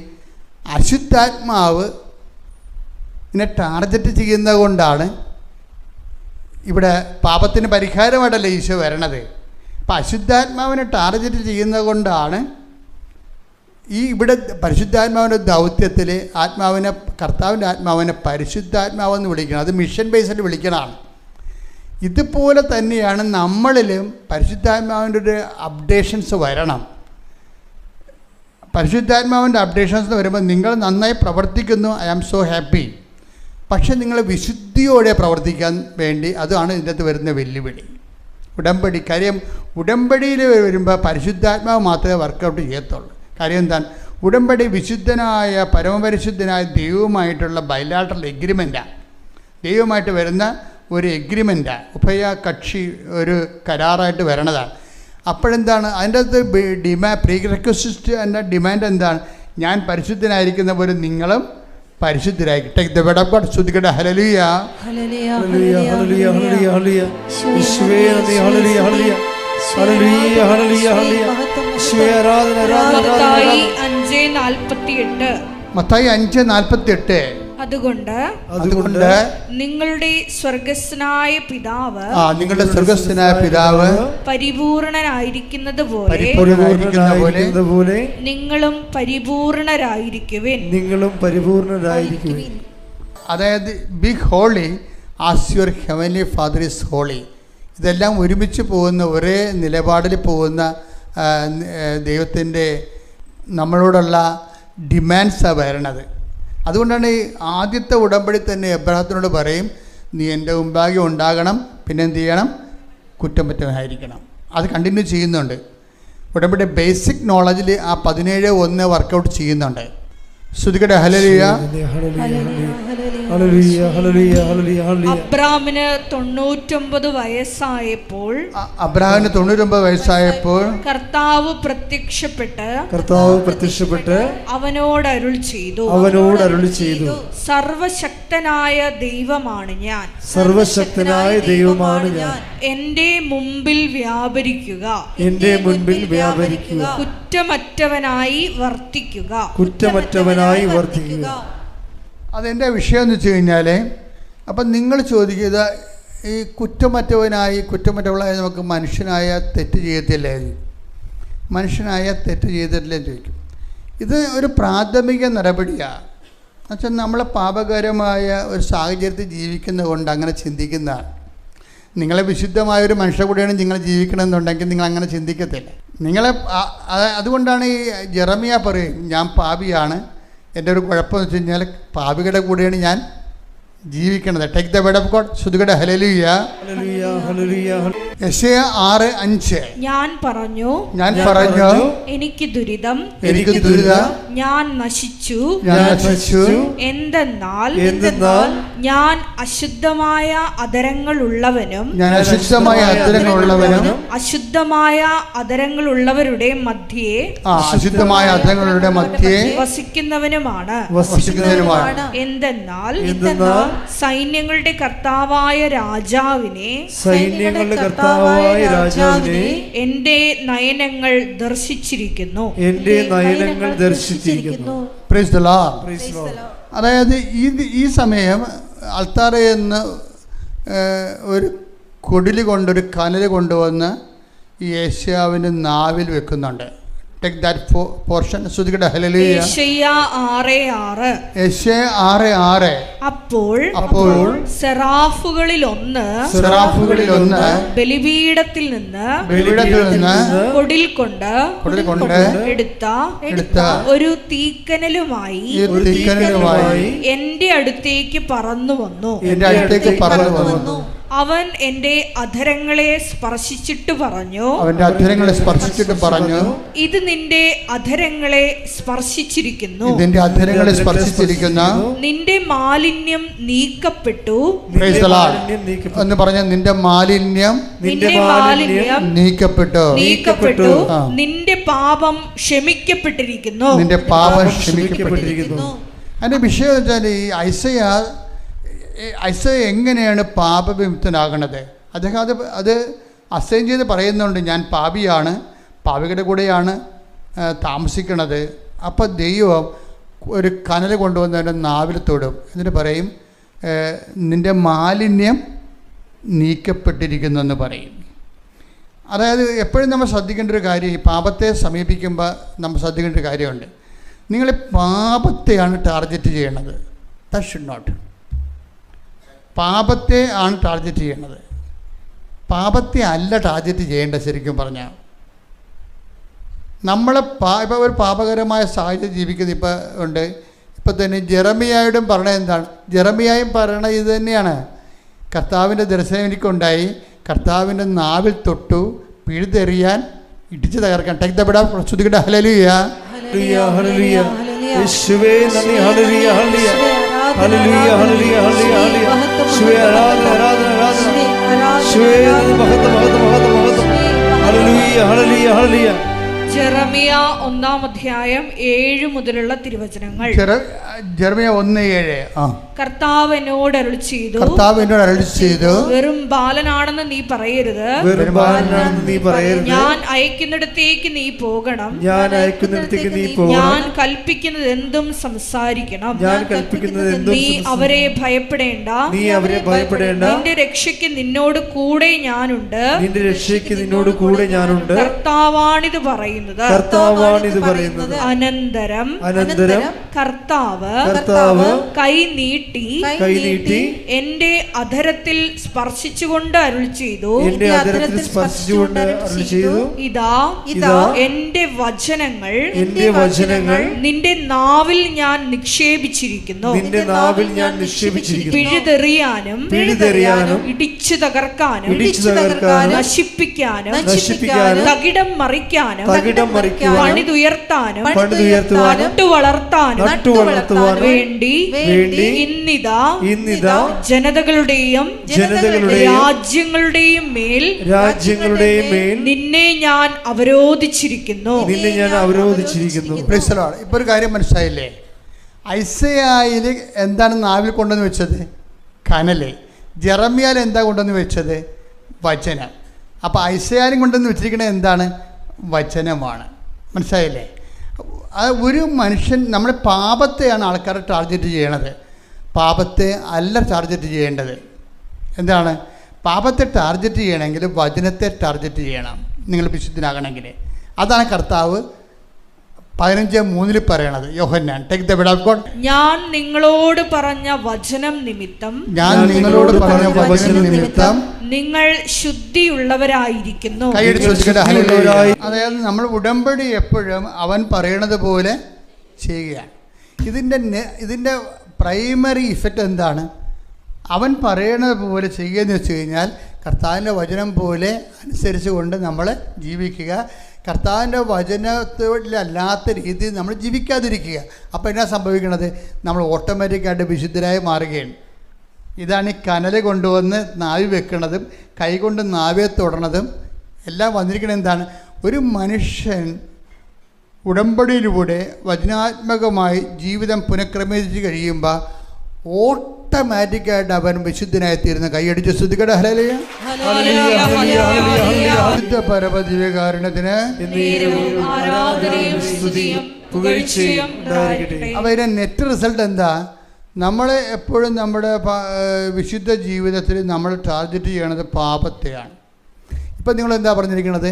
പാപത്തെ അല്ല ലക്ഷ്യം വെക്കേണ്ടത്. പിന്നെ എന്തിനാണ്? വചനത്തെ എക്സിക്യൂട്ട് ചെയ്യാനാണ്, നടപ്പിൽ വരുത്താനാണ് ലക്ഷ്യം വെക്കേണ്ടത്. അപ്പോൾ ഓട്ടോമാറ്റിക്കായിട്ട് പാപം നിർവീര്യമാകുകയോ മാഞ്ഞു പോവുകയോ ചെയ്യും. അതാണ് എൻ്റെ, അതായത് അപ്പോഴേ വരണ എന്ത് വിഷയം വെച്ചാൽ നമ്മളെ വചനത്തെ നമ്മൾ ലക്ഷ്യം വെച്ച് കഴിഞ്ഞാൽ അവിടെ എന്ത് സംഭവിക്കണത്? നമ്മൾ ദൈവത്തിൻ്റെ വാക്കുകളെ മാനിക്കുക. ദൈവത്തെ വാക്കുകളെ നമ്മൾ മാനിക്കുന്നതനുസരിച്ച് പിന്നീട് എന്നെ കർത്താവിൻ്റെ ഒരു സൊല്യൂഷൻ എന്ന് പറയണത്, എന്നെ സ്നേഹിക്കുന്നവനെ ഞാനും സ്നേഹിക്കും. പിന്നെ അതുപോലെ തന്നെ എന്നെ ബഹുമാനിക്കുന്നവനെ ഞാനും ബഹുമാനിക്കും. ഇത് ഇങ്ങനെ എല്ലായിടത്തും റെക്കർ ചെയ്യുന്ന ഒരു സൊല്യൂഷനാണ്. ഞാൻ നിങ്ങളോട് പറയണത്, നീ എനിക്ക് ബഹുമാന്യതനും പ്രിയങ്കരനും യോഗ്യനുമായി മാറുന്നതിന് ആദ്യ നടപടി നമ്മൾ വചനത്തെ ബഹുമാനിച്ചുകൊണ്ട് ജീവിതത്തിൽ ഓട്ടോമാറ്റിക്കായിട്ട് വിശുദ്ധിയിലേക്ക്, നമ്മൾ പാപത്തെ ടാർഗറ്റ് ചെയ്യുമ്പോൾ ആണ് നമുക്ക് വിഷയം. നിങ്ങൾ വചനത്തെ ഒന്ന് ടാർഗറ്റ് ചെയ്ത് കഴിഞ്ഞാൽ ആദ്യം വരാൻ പോണ വിഷയം പാപ സാഹചര്യങ്ങളും ദൈവം നിങ്ങളെ സംരക്ഷിക്കും. നമ്മൾ മനസ്താപ്രകടനത്തിൽ പറയുന്നില്ലേ എന്താണ്? പാപ സാഹചര്യങ്ങളെ ഉപേക്ഷിക്കുമെന്ന്. മേരി പാപം ചെയ്യില്ലെന്ന്. പാപ സാഹചര്യങ്ങളെ നമ്മൾ ഉപേക്ഷിക്കണമല്ല ശരിക്കും സംഭവിക്കേണ്ടത്. പാപ സാഹചര്യങ്ങളെ ദൈവം നമ്മളിൽ നിന്ന് മാറ്റും. കാര്യം എന്താണ്? നമ്മൾ ഇതിൻ്റെ വരുന്ന ഒരു പ്രധാനപ്പെട്ട വാക്ക്, കർത്താവ് കുറ്റം ചുമത്താത്തവൻ ഭാഗ്യവാൻ. Take the word of God. ശ്രുതികട ഹല്ലേലൂയ. ഹല്ലേലൂയ ഹല്ലേലൂയ ഹല്ലേലൂയ ഹല്ലേലൂയ. യേശുവേ നന്ദി. ഹല്ലേലൂയ ഹല്ലേലൂയ. യേശുവേ ആരാധന ആരാധന ആരാധന. യേശുവേ നന്ദി. മഹത്വം മഹത്വം. റോമ 4:8. റോമ 4:8. കർത്താവ് കുറ്റം ചുമത്താത്തവൻ ഭാഗ്യവാൻ. കർത്താവ് കുറ്റം ചുമത്താത്തവൻ ഭാഗ്യവാൻ. ഇത് വളരെ സീരിയസ് ആയിട്ടൊരു വാക്കാണ്. എന്ന് വെച്ചാൽ നമ്മൾ പാപത്തെ ഒഴിവാക്കുകയോ അല്ലെങ്കിൽ പാപം ഒഴിവാക്കിക്കൊണ്ട് പാപത്തെ മനസ്തപിക്കുകയോ ചെയ്യുന്നതിനേക്കാളും നമ്മൾ മാനസാന്തരം എന്നൊക്കെ പറയുന്ന മനസ്താപത്തിന് നമ്മൾ പ്രാധാന്യം കൊടുക്കുമ്പോൾ നമ്മൾ ശരിക്കും ചെയ്യേണ്ടത് എന്താണെന്നറിയോ? കർത്താവിൻ്റെ മുമ്പിൽ കുറ്റമറ്റവനായി ജീവിക്കാൻ വേണ്ടി പ്രാധാന്യം കൊടുക്കണം. നമ്മൾ പാപത്തെയാണ് ടാർഗറ്റ് ചെയ്യുന്നത്. ഇപ്പോൾ കുമ്പസാരിക്കാരൊക്കെ വരുമ്പോൾ നിങ്ങൾ പാപത്തെയല്ല ടാർഗറ്റ് ചെയ്യണത്, അത് ഒമിഷൻസും കമ്മീഷൻസൊക്കെ അല്ലേ പറയണത്. ചെയ്ത കാര്യങ്ങൾ ഉപേക്ഷ കൊണ്ടൊക്കെ സംഭവിച്ച കാര്യങ്ങൾ അതനുസരിച്ച് നിങ്ങളതിനെ പാപത്തെയാണ് അതിൻ്റെ അത് ലക്ഷ്യം വെക്കണത്, അതിനെ ടാർഗറ്റ് വെക്കണത്. പക്ഷേ അങ്ങനെ അല്ല ശരിക്കും പറഞ്ഞാൽ ആരോഗ്യപരമായ ഒരു ആത്മീയത ഡെവലപ്പ് ചെയ്തെടുക്കുന്നത്. ആരോഗ്യപരമായ ആത്മീയത എന്ന് പറഞ്ഞാൽ ദൈവം നമ്മളുള്ള ആത്മബന്ധത്തിൻ്റെ വിഷയമാണ്. ആത്മബന്ധത്തിൻ്റെ നെറ്റിഫെറ്റിൽ ദൈവം നൽകുന്ന പ്രസ്താവനയാണ്, നീ എനിക്ക് പ്രിയങ്കരനാണ്, നീ എനിക്ക് പ്രിയങ്കരിയാണ്, നീ എനിക്ക് ബഹുമാന്യനാണ്, നീ എനിക്ക് യോഗ്യനാണെന്ന് പറയണത്. അത് ദൈവത്തിൻ്റെ ഭാഗത്തു നിന്ന് ഉണ്ടാകണമെന്നുണ്ടെങ്കിൽ ആദ്യം നമ്മൾ ചെയ്യണത് എന്താണ്? ദൈവത്തെ ടാർഗറ്റ് ചെയ്തുകൊണ്ട് ആധ്യാത്മികത പുനഃക്രമീകരിക്കണം. ഇപ്പോൾ ജോസഫ് ജോണിൻ്റെ ഇത് ഞാൻ ഇത്രയും തിയറട്ടിക്കലായിട്ട് പറയുമ്പോൾ ഇനി അതിൻ്റെ പ്രാക്ടിക്കൽ സൈഡിലേക്ക് വരുമ്പോൾ ജോസഫ് ജോൺ എന്താ ചെയ്യുന്നത് വെച്ചാൽ ഈ ദൈവത്തോടുള്ള ബഹുമാനവും സ്നേഹവും കാരണം അദ്ദേഹം പറഞ്ഞ് എൻ്റെ ആദ്യം കിട്ടിയ ജോലി നഷ്ടപ്പെട്ട് ഞാൻ വീട്ടിൽ നിൽക്കേണ്ടി വന്നു. ആദ്യം കിട്ടിയ ജോലി നഷ്ടപ്പെട്ട് ഞാൻ വീട്ടിൽ നിൽക്കേണ്ടി, ഒരു വർഷം വീട്ടിൽ നിൽക്കേണ്ടി വന്ന്. അപ്പോൾ ഞങ്ങളുടെ രണ്ടാമത്തെ കുഞ്ഞ് ആ സമയത്ത് രണ്ടാമത്തെ കുഞ്ഞുണ്ടായി. അപ്പോൾ രണ്ടാമത്തെ കുഞ്ഞുണ്ടായപ്പോൾ എനിക്ക് ഭയങ്കര സങ്കടമുള്ള ഒരു ദിവസം വന്ന്. കാര്യം വൈഫ് ഞങ്ങൾ ടെസ്റ്റ് ചെയ്യാൻ പോയപ്പോൾ ആ കുഞ്ഞിന് അതിന് പ്രഗ്നൻ്റായ സമയത്ത് വൈഫ് ടെസ്റ്റിന് ചെയ്തപ്പോൾ ഡോക്ടർ പറഞ്ഞു ഈ കുഞ്ഞിന് ഡൗൺ സിൻഡ്രോം ഉണ്ടെന്ന് പറഞ്ഞു. അപ്പോൾ എൻ്റെ ചങ്കലച്ചു പോയി. അതൊക്കെ അന്ന് വൈകുന്നേരമാണ് എൻ്റെ ജോലിയും നഷ്ടപ്പെട്ടതെന്ന് പറഞ്ഞു. ഓക്കെ, രണ്ട് സംഭവം ഒരുമിച്ച് വന്ന് ഹിറ്റ് ചെയ്യണ ഒരു മനുഷ്യൻ്റെ ഇവിടെ എങ്ങനെ സഹിക്കും? 6 മാസമുള്ള കുഞ്ഞിനെ ഗർഭവതിയായ ഭാര്യ കുഞ്ഞിനെ ടെസ്റ്റ് ചെയ്തപ്പോൾ ആ കുഞ്ഞിന് ഡൗൺ സിൻഡ്രോം. അന്ന് അതിൻ്റെ സങ്കടം വെച്ചുകൊണ്ടിരിക്കുന്ന സമയത്താണ് പെട്ടെന്ന് ജോലി പോയത്. അപ്പോൾ ഈ രണ്ട് തകർച്ച ഒരുമിച്ചൊരു മനുഷ്യൻ ഹിറ്റ് ചെയ്യേ. അപ്പം നിങ്ങളാണെങ്കിൽ എന്ത് ചെയ്യും? അതാണൊരു ചോദ്യം. ഉടമ്പടിത്തിരിയും പച്ചത്തിരിയും നീലത്തിരിയും ഞാൻ ചില വീടുകളിലൊക്കെ സന്ദർഭവശ കയറി ചെല്ലുമ്പോൾ 2 തിരിയും കത്തിച്ച് വെച്ചിട്ടുണ്ട്. എന്നിട്ട് ഈ കക്ഷികൾ എന്ത് ചെയ്യുന്നറിയാമോ? ചിലർ 2 തിരിയും ഒരുമിച്ച് പ്രാർത്ഥിക്കൂ. അങ്ങനെ പറഞ്ഞിട്ടില്ലേ? അത് നിങ്ങളുടെ കയ്യിൽ ദൈവത്തിനെ എങ്ങനെ കൈകാര്യം ചെയ്യാൻ പറ്റാൻ വേണ്ടി, ദൈവത്തെ കൈകാര്യം ചെയ്യാൻ വേണ്ടിയാണ് 2 തിരി ഒപ്പം കത്തിക്കണത്. അങ്ങനെ പറഞ്ഞിട്ടില്ല. അപ്പോൾ നിങ്ങൾ ഓർക്കണേ, ഉടമ്പടി മുഴുവൻ സംഭവിക്കുന്നത് തിരി കത്തിച്ച് പ്രാർത്ഥിക്കണതിലാണ്. എന്നുവെച്ചാൽ അങ്ങനെയുള്ള ആൾക്കാർ ഉടമ്പടി എടുത്താൽ തന്നെ അപകടമാണ് ശരിക്കും. കാര്യം ആത്മീയതയെക്കുറിച്ച് ഒരു ഗന്ധമില്ല, ചുമ്മാ പ്രാർത്ഥനാ ജീവികളാണ് ഇങ്ങനെ ചെയ്യണത്. പക്ഷേ എന്താ പ്രോബ്ലം വെച്ച് കഴിഞ്ഞാൽ ഇങ്ങനൊരു സിറ്റുവേഷൻ വന്നപ്പോൾ ഈ ജോസഫ് ജോൺ എന്താ ആ വിഷയത്തെ കൈകാര്യം ചെയ്യുന്നറിയാവോ? അദ്ദേഹം പറഞ്ഞു, ഞാൻ പോയി നല്ലവണ്ണം കുമ്പസാരിച്ചെന്ന് പറഞ്ഞു. അതാ ഒരു ആത്മീയത തന്നെ വരവ് കണ്ടില്ലേ? അല്ല, ഞാൻ നിരാശപ്പെട്ട് വീട്ടിൽ കിടക്കുകയാണ്. ചില ആൾക്കാർ പറയും, ഞാൻ ഇന്ന് പ്രത്യക്ഷ പ്രാർത്ഥന, ഇന്ന് ഞാൻ താമസിച്ചു പോയി. എന്താണ്? ഇന്നലെ എൻ്റെ ജോലി പോയെന്ന് വിളിച്ച് പറഞ്ഞായിരുന്നു. അപ്പോൾ എഴുന്നേറ്റപ്പോൾ 9 മണിയായിരുന്നു. എന്നാത്തിൽ എഴുന്നേക്കാനാണ്. പകൽ കാണുമ്പോൾ പേടി വരും. കാര്യം ജോലിയില്ലാത്തൊരു ദിവസം എങ്ങനെയാണ് നമ്മൾ അഭിമുഖീകരിക്കണത്? അപ്പോൾ നമ്മളെക്കുറിച്ച് ചിന്തിക്കുന്നത് കൊണ്ടാണ് അങ്ങനെ ആ ജീവിതത്തിൽ വരണത്. ഇപ്പം നമ്മുടെ ജോലി പോയി, ഇപ്പം നമ്മൾ സങ്കടപ്പെട്ട് പോയി കിടന്നുറങ്ങുകയാണ്. രാവിലെ എഴുന്നേറ്റപ്പോൾ പ്രത്യക്ഷ പ്രാർത്ഥന എല്ലാം മറന്നുപോയി. എഴുന്നേറ്റപ്പോൾ 8 മണിയായി. അപ്പോൾ എന്താണ് നീ ഇന്ന് കിടന്നുറങ്ങിയത്? അത് ഇന്നലെ ജോലി പോയി. എന്ത് പറയാനാണ്? അപ്പോൾ അമ്മ പറയും, എടി പ്രാർത്ഥിക്കും തോറും നമുക്ക് കുരിശുണ്ടാകും. ആര് പറഞ്ഞ് പ്രാർത്ഥിക്കുന്ന കുരിശുണ്ടാകുമെന്ന്? ഇങ്ങനെ കുറേ അലപരാധികൾ സുവിശേഷം പറഞ്ഞുകൊണ്ട് അടുക്കളയിൽ നിൽപ്പുണ്ട്. പ്രാർത്ഥിക്കുമെന്ന് പറഞ്ഞാൽ ആർക്കും കുരിശുണ്ടാകത്തില്ല. പ്രാർത്ഥനയും കുരിശും തമ്മിൽ ഒരു ബന്ധവുമില്ല. അപ്പോൾ ചിലപ്പോൾ നമ്മൾ ദൈവത്തോട് അധികം അടുക്കരുത്. അധികം അടുത്താൽ പണി കിട്ടും. അതുകൊണ്ട് ഞാൻ കീപ്പ് എ ഡിസ്റ്റൻസ്. നമ്മൾ അധികം ഭക്തിയും പ്രാർത്ഥനയും കാണിച്ചാൽ ചിലപ്പോൾ കുരിശ് കൊണ്ട് മാറത്തില്ല വീട്ടിൽ നിന്ന്. അതുകൊണ്ട് ദൈവത്തിന് നമസ്കാരം, നിനക്ക് ബഹുമാനവും അങ്ങോട്ടും ഇങ്ങോട്ടും സ്തുതിയും പറഞ്ഞ് നിൽക്കേണ്ട ദൈവമായിട്ട് അടുപ്പമില്ല. അതുമല്ല പ്രശ്നം. നീ ആണുങ്ങൾ ആധ്യാത്മികമായി ഈ വിഷയം കൈകാര്യം ചെയ്യുന്ന രീതി കണ്ടില്ലേ? ഞാൻ പോയി കുമ്പസാരിച്ചു, ഒരു ദിവസം ഉപവസിച്ചതിന് ശേഷം പോയി കുമ്പസാരിച്ചു, ജോലി പോയല്ലോ. അപ്പോൾ ആൾ പറയണത്, ഇനി ഞാൻ കർത്താവിന് വേണ്ടി ജീവിക്കാമല്ലോ എനിക്ക്. അതാണ് വിഷയമേ. അയാൾ പരിശുദ്ധാത്മ അയാളോട് പറഞ്ഞു, അയാളുടെ പ്രശ്നം അമ്മ വീട്ടിൽ കടമായിട്ട് ഞങ്ങൾ വീട്ടിൽ നിന്നപ്പോൾ ഞങ്ങൾക്ക് കുറച്ച് പ്രശ്നങ്ങളുണ്ടായി. അപ്പം എൻ്റെ മനസ്സിൽ എനിക്കൊരു ധാരണ വന്നു, ഈ വീട്ടിലെ പ്രശ്നത്തിന് മുഴുവൻ കാരണം അമ്മയാണെന്ന്. അപ്പം അമ്മയോട് എനിക്ക് പുച്ഛമായിരുന്നു. ഈ കാര്യം നിങ്ങൾക്ക് അങ്ങനെ ഉണ്ടാകും. നിങ്ങൾക്ക് കാശില്ലാതെ വരുമ്പോഴും ജോലിയില്ലാതെ വരുമ്പോഴും പിന്നെ എന്തെങ്കിലും പ്രശ്നം ഉണ്ടാകണമെങ്കിൽ പ്രശ്നത്തിൻ്റെ കാരണം എന്താ നിങ്ങൾ കണ്ടുപിടിച്ചുകൊണ്ട് നടക്കും. എന്നിട്ട് അമ്മയെക്കുറിച്ച് എനിക്കൊരു ധാരണ ഉണ്ടായി. എന്താണ്? അമ്മയാണ് ഈ വീട്ടിലെ പ്രശ്നത്തിന് മുഴുവൻ കാരണമെന്ന്. അപ്പം അങ്ങനെ ഒരു തെറ്റിദ്ധാരണ വന്നാൽ എന്തു ചെയ്യും? അമ്മ അല്ലല്ല പ്രശ്നത്തിൻ്റെ ധാരണ. സംഭവം ഒരു സിറ്റുവേഷൻ ചേഞ്ച് ചെയ്തപ്പോൾ ഇതെല്ലാം ഈ ചേട്ടൻ്റെ അനിയൻ്റെ അല്ലെങ്കിൽ വീട്ടിലുള്ളവരുടെ ശമ്പളത്തിൽ നമ്മൾ ജീവിക്കണ്ടേ. അപ്പോൾ അതിൻ്റെ തിക്കുമുട്ടൽ അനുഭവിക്കുന്ന ആരായിരിക്കും? അമ്മമാരായിരിക്കും. കാര്യം രണ്ടും മക്കളായിരിക്കുമല്ല. അപ്പോൾ അപ്പം നമ്മൾ പറഞ്ഞ തെറ്റിദ്ധാരണ ഒരു അമ്മയാണ് ഈ പ്രശ്നം മുഴുവൻ ഉണ്ടാക്കണത്. അപ്പോൾ അമ്മയാണ് ഈ പ്രശ്നം മുഴുവൻ ഉണ്ടാക്കുന്നത് ധാരണയപ്പോൾ പരിശുദ്ധാത്മ എന്ന് പറഞ്ഞു, അമ്മയൊന്നുമല്ല പ്രശ്നം ഉണ്ടാക്കുന്നത്, നിൻ്റെ തെറ്റിദ്ധാരണയാണ് പ്രശ്നം ഉണ്ടാക്കുന്നത്. അപ്പോൾ നീ ആ തെറ്റിദ്ധാരണയിൽ നിന്ന് അശുദ്ധിയിൽ നിന്ന് നീ മാറണം.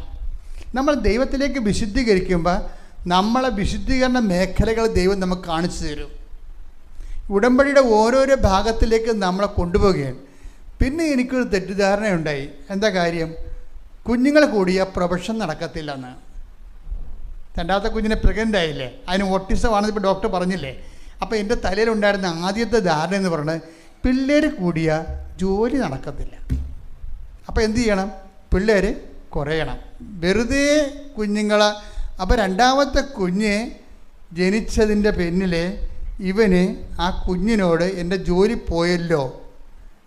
അപ്പോൾ കുഞ്ഞുങ്ങളെ കൂടുമ്പോൾ ജോലി കിട്ടാൻ ജോലിയുമായിട്ട് ആണ് അതിനെ കണക്ട് ചെയ്യണത്.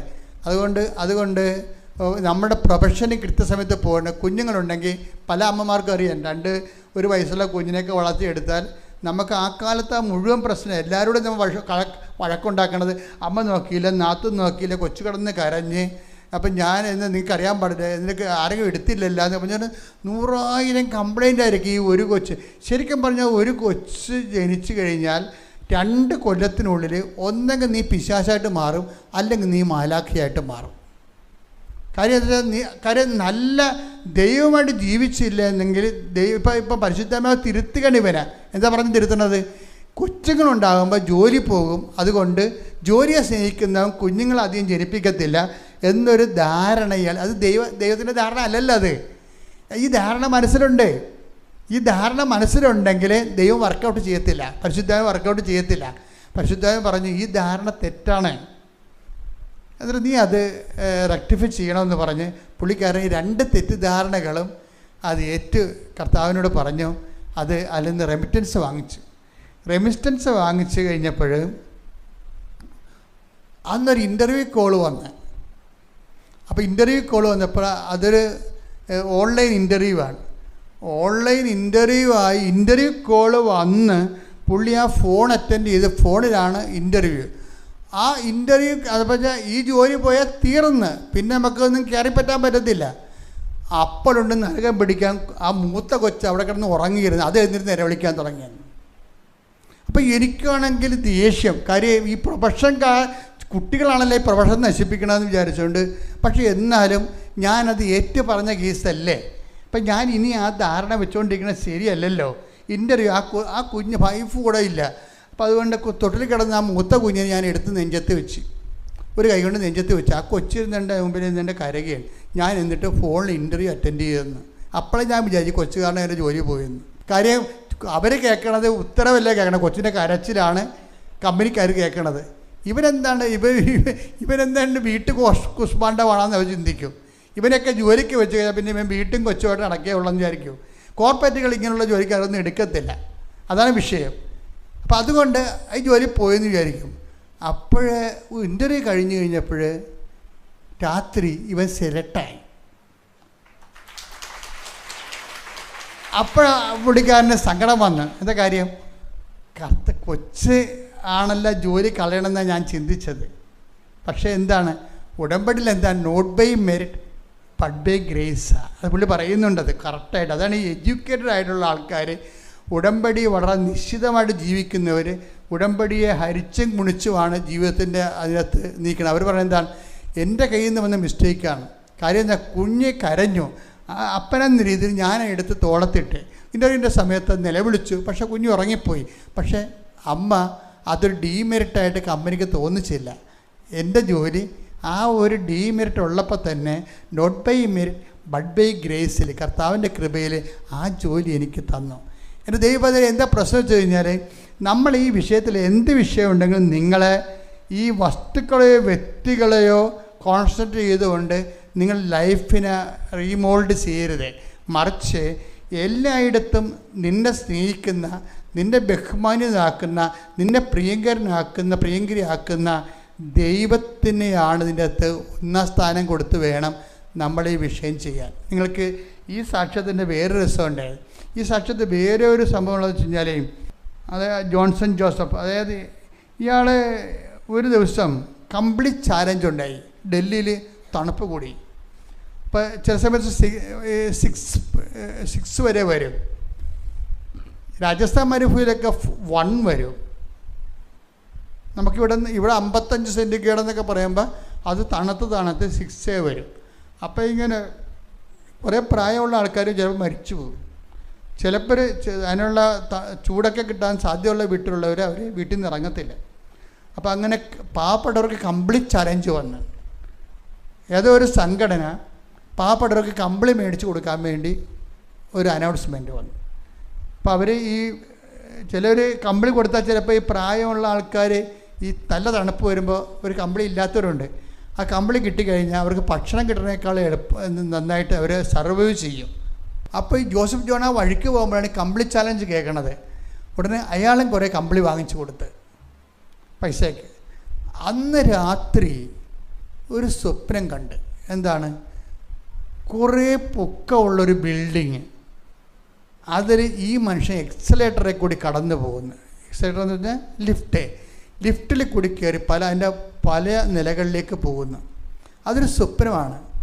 പക്ഷേ പിറ്റേ ദിവസമാണ് കമ്പനിയുമായിട്ട് ഇൻ്റർവ്യൂ ഉണ്ടായിട്ട് ആ ഇൻ്റർവ്യൂവിന് ഇവനെ സെലക്ട് ചെയ്തിട്ട് ഇവൻ ചെല്ലുമ്പോൾ ഇവൻ സ്വപ്നത്തിൽ കണ്ട കമ്പനിയും അതിൻ്റെ ലിഫ്റ്റുമാണ് ഇവന് ജോലി കിട്ടിയിരിക്കണത്.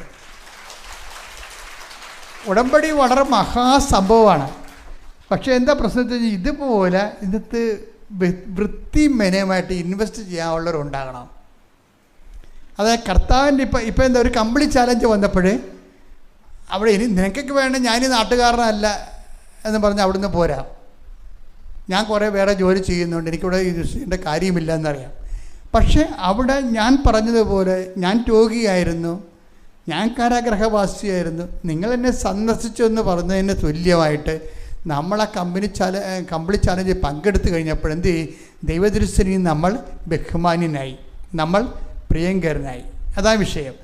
അങ്ങനെ വന്നു കഴിഞ്ഞാൽ ദൈവത്തിന് എൻ്റെ മക്കളെ ഉടമ്പടി എന്തിനെടുത്തെന്ന് ചോദിച്ചാൽ ഒറ്റ ഉത്തരവേ പാടുള്ളത്. എന്തിനാണ്?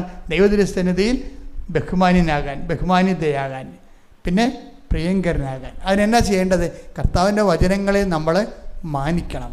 കർത്താവിൻ്റെ വചനങ്ങളെ നമ്മൾ മാനിക്കുമ്പോൾ ദൈവദൃശ്യനിൽ നമ്മൾ മാനിക്കപ്പെടും. Take the word of God. ശ്രുതികട്ടെ ഹല്ലേലൂയ, ഹല്ലേലൂയ, ഹല്ലേലൂയ. യോഹന്നാൻ 12:26 എന്നെ ശുശ്രൂഷിക്കാൻ ആഗ്രഹിക്കുന്നവൻ എന്നെ അനുഗമിക്കട്ടെ. അപ്പോൾ ഞാൻ ആയിരിക്കുന്നിടത്ത് എന്റെ ശുശ്രൂഷകനും ആയിരിക്കും. എന്നെ ശുശ്രൂഷിക്കുന്നവനെ പിതാവ് ബഹുമാനിക്കും. ഹല്ലേലൂയ, ഹല്ലേലൂയ, ഹല്ലേലൂയ. ഹല്ലേലൂയ, ഹല്ലേലൂയ, ഹല്ലേലൂയ. ആരാധന, ആരാധന യേശുവേ, ആരാധന, ആരാധന, ആരാധന യേശുവേ, ആരാധന.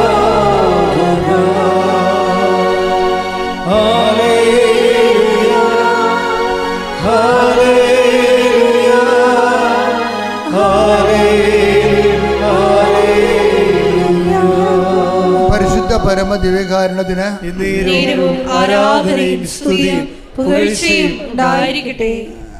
എൻ്റെ പ്രിയ, ഈ വചന ശുശ്രൂഷ എന്ന് പറയണത് എപ്പോഴും വചനം ഇങ്ങനെ അടച്ച ഒരു ചെപ്പ് പോലെയാണ്, സീൽഡാണ്. ഈ സീൽഡ് എന്ന് പറയുമ്പോൾ ഈ സീൽഡ് ഓപ്പൺ ചെയ്യണം. വചനപ്രഘോഷത്തിൽ സംഭവിക്കുന്നത് സീല്, ആ വെളിപാടിൻ്റെ പുസ്തകത്തിൽ ശരിക്കും പറയുന്നുണ്ട് മുദ്ര പൊട്ടിക്കുമെന്ന്. മുദ്ര പൊട്ടിക്കണമെന്ന് വെച്ച് കഴിഞ്ഞാൽ ആ വചനം കൊണ്ട് ദൈവം ഉദ്ദേശിക്കുന്നത് എന്താണെന്ന് നമ്മൾക്ക് പരിശുദ്ധാത്മാവ് വ്യാഖ്യാനിച്ച് തരും. ഇപ്പം നിങ്ങൾക്ക് എന്താ കിട്ടിയത്? ഇപ്പം ഐസയാ 43:4 നീ എനിക്ക് ബഹുമാന്യതിനും പ്രിയങ്കരനും പ്രിയപ്പെട്ടവനുമാണ്. അപ്പോൾ നമ്മളെ നീ എനിക്ക് ബഹുമാന്യനാകണത് എങ്ങനെയാണെന്നാണ് ഇപ്പോഴും യോഹന്നാൻ പറയണത്. എങ്ങനെയാണ്? എന്നെ ശുശ്രൂഷിക്കുന്നവനെ പിതാവ് ബഹുമാനിക്കും. അപ്പം ശുശ്രൂഷയോടെയാണ് ഈ ബഹുമാനം കിട്ടുകയാണ്, അല്ലാതെ തച്ചനിരുന്ന് പ്രാർത്ഥിക്കുന്നതിലൂടെ അല്ല. എപ്പോഴും നമ്മൾ ശ്രദ്ധിക്കണം. നമ്മുടെ തലമുറകൾക്ക് നഷ്ടപ്പെട്ടതെന്ന് വെച്ച് കഴിഞ്ഞാൽ അവർ ഒരു ദൈവത്തിന് വേണ്ടി ഒരു ജോലിയും ചെയ്യത്തില്ല. ആധ്യാത്മികത മുഴുവനും ഇങ്ങനെ പ്രാർത്ഥനയാക്കി മാറ്റും. എന്നിട്ട് പിശാചിനെ പോലെ ജീവിക്കുകയും ചെയ്യും. ഇവിടെയാണ് സംഭവിച്ചത്. ഇപ്പം ഇവിടെ എന്താ ഇപ്പോൾ പറഞ്ഞിരിക്കുന്നത്? എന്താ ദൈവരഹസ്യങ്ങൾ എന്താണ്? ഈശോ ഒരു വാക്ക് പറയവേ, എന്നെ സ്നേഹിക്കുന്ന ഈ പിതാവ് ബഹുമാനിക്കും. അതുപോലെ തന്നെ ഈശ്വര വാക്ക് പറയും, എന്നെ സ്നേഹിക്കുന്നവനെ ഞാൻ എന്നെ തന്നെ വെളിപ്പെടുത്തും. അപ്പം ദൈവികമായ വെളിപാടുകൾ നടക്കുന്നതും പരിശുദ്ധാത്മ പ്രവർത്തിക്കുന്നത് എപ്പോഴും ഞാൻ പറയും, ഉടമ്പടി എടുക്കുമ്പോൾ എന്തിനാണ് നിങ്ങൾ ഉടമ്പടി എടുക്കുന്നത്? എന്തിനാണ്? ദൈവത്തെ ഉപരി സ്നേഹിക്കാൻ വേണ്ടിയാണ്. ഇപ്പം നിങ്ങൾ ചില ആൾക്കാരോട് ക്ഷമിക്കത്തില്ലേ? നമുക്ക് ഈ ജന്മത്ത് ക്ഷമിക്കാൻ പറ്റാത്ത ആൾക്കാരുണ്ട്. ഈ ജന്മത്ത് അവർ നമ്മളോട് ചെയ്തിരിക്കുന്ന അത്തരം പരിപാടിയാണ് ചെയ്തിരിക്കുന്നത് ഈ ജന്മത്ത്. അതുകൊണ്ട് തന്നെ നമുക്ക് തോന്നുന്നു നമ്മൾ അവരോട് ഇടപെടാതിരിക്കുന്നത് തന്നെ ഒരു പുണ്യമാണ്, നമ്മൾ ചെയ്യണ നീതിയാണ്. പക്ഷേ സുവിശേഷം പറയും നീ ചെയ്യണ നീതി അല്ല. എന്താ കാര്യം? നിന്നോട് പറഞ്ഞിരിക്കുന്ന ശത്രുക്കളെ സ്നേഹിക്കാനാണ് പറയണത്. അതായത് ഒരു കപട സദാചാരമോ കപട ആധ്യാത്മികതയോ ക്രിസ്ത്യാനിറ്റി വിലപ്പോകത്തില്ല. എന്തെങ്കിലും കുറച്ച് ആചാരങ്ങൾ കൊണ്ട് സ്വർഗത്തെ അടിച്ചു മാറ്റാനും പറ്റത്തില്ല. സുവിശേഷം എന്ന് പറയുന്നത് നമ്മളെ സത്യസന്ധമായ, അതുകൊണ്ട് നമ്മൾ സത്യവചനം എന്ന് പറയുന്നതിൻ്റെ കാരണം ഇതാണ്. ആ വചനം പാലിച്ചു കഴിഞ്ഞാൽ നമ്മളുടെ ഒരു തരത്തിലുള്ള മനസ്സിരിപ്പിന് യാതൊരു പ്രസക്തിയുമില്ല. നമുക്ക് വരുന്നൊരു വിഷയം എന്ന് പറയുന്നത് കൂട്ടായ്മകളെ, ഇപ്പം ഞായറാഴ്ച കുർബാന കൂട്ടായ്മ, അവർ തന്നെ നിങ്ങൾ തന്നെ പെരുമാറുന്ന ഇടങ്ങൾ ആ ഒരു അവിശുദ്ധമായ ഇടമാണെങ്കിൽ നിങ്ങൾ അവിടെ നിന്ന് തല ഊരണമെന്ന് ഞാൻ പറയത്തുള്ളൂ. ഒരവിശുദ്ധ വെച്ചാൽ എപ്പോഴും ആൾക്കാരുടെ കുറ്റവും കുറവും തന്നെ പറയും. അവിടെ പോയി നിങ്ങൾ ചാരി നിന്നിട്ട് അവിടെ പ്രീതിക്ക് വേണ്ടി അത് അംഗീകരിച്ച് കൊടുക്കരുത്, മിണ്ടാതിരുന്നാൽ മതി. ഇനിയിപ്പോൾ നിങ്ങളുടെക്ക് ഒഴിവാക്കാൻ പറ്റാത്ത ആൾക്കാരാണ് എപ്പോഴും പാപത്തിനെക്കുറിച്ചും പാപകാര്യങ്ങളെക്കുറിച്ചും. അത് അവിടുന്ന് ചാടിപ്പോകാനൊന്നും പറ്റത്തില്ല, അത് നിങ്ങളുടെ വീടല്ലേ. അപ്പം നിങ്ങൾ മിണ്ടാതിരിക്കണം, നിങ്ങൾ അതിൻ്റെ അകത്ത് പങ്കാളിയാകരുത്, ദൈവത്തെ തോന്നരുത് പങ്കാളിയാകണമെന്ന്. നിങ്ങളിപ്പുറത്ത് വന്ന് അവർക്ക് വേണ്ടി ഒരു ജപമാല ചെല്ലണം ഈ പിശാചിനെ ഒഴിപ്പിക്കാൻ വേണ്ടി. അല്ല നിങ്ങൾ അതിൻ്റെ കൂടെ കൂടി അയ്യോ ഒന്ന് കൂടിക്കിട്ട് നിങ്ങൾക്കൊരു ഗ്രൂപ്പ് ഉണ്ടാക്കരുത്. ചില ആൾക്കാർ ഗ്രൂപ്പിൻ്റെ ആൾക്കാരാണ്. രാഷ്ട്രീയ പാർട്ടിക്കല്ല ഗ്രൂപ്പേ. ഈ രാഷ്ട്രീയ പാർട്ടിയിലെ ഗ്രൂപ്പ് എങ്ങനെ വന്നതാണ്? കുടുംബത്തിൽ ഗ്രൂപ്പുണ്ട്, നമ്മുടെ കുടുംബത്തിലെ ഗ്രൂപ്പുണ്ട്. അപ്പനും മകളും കൂടി ഒരു ഗ്രൂപ്പ്, അമ്മയും മകനും കൂടി ഒരു ഗ്രൂപ്പ്.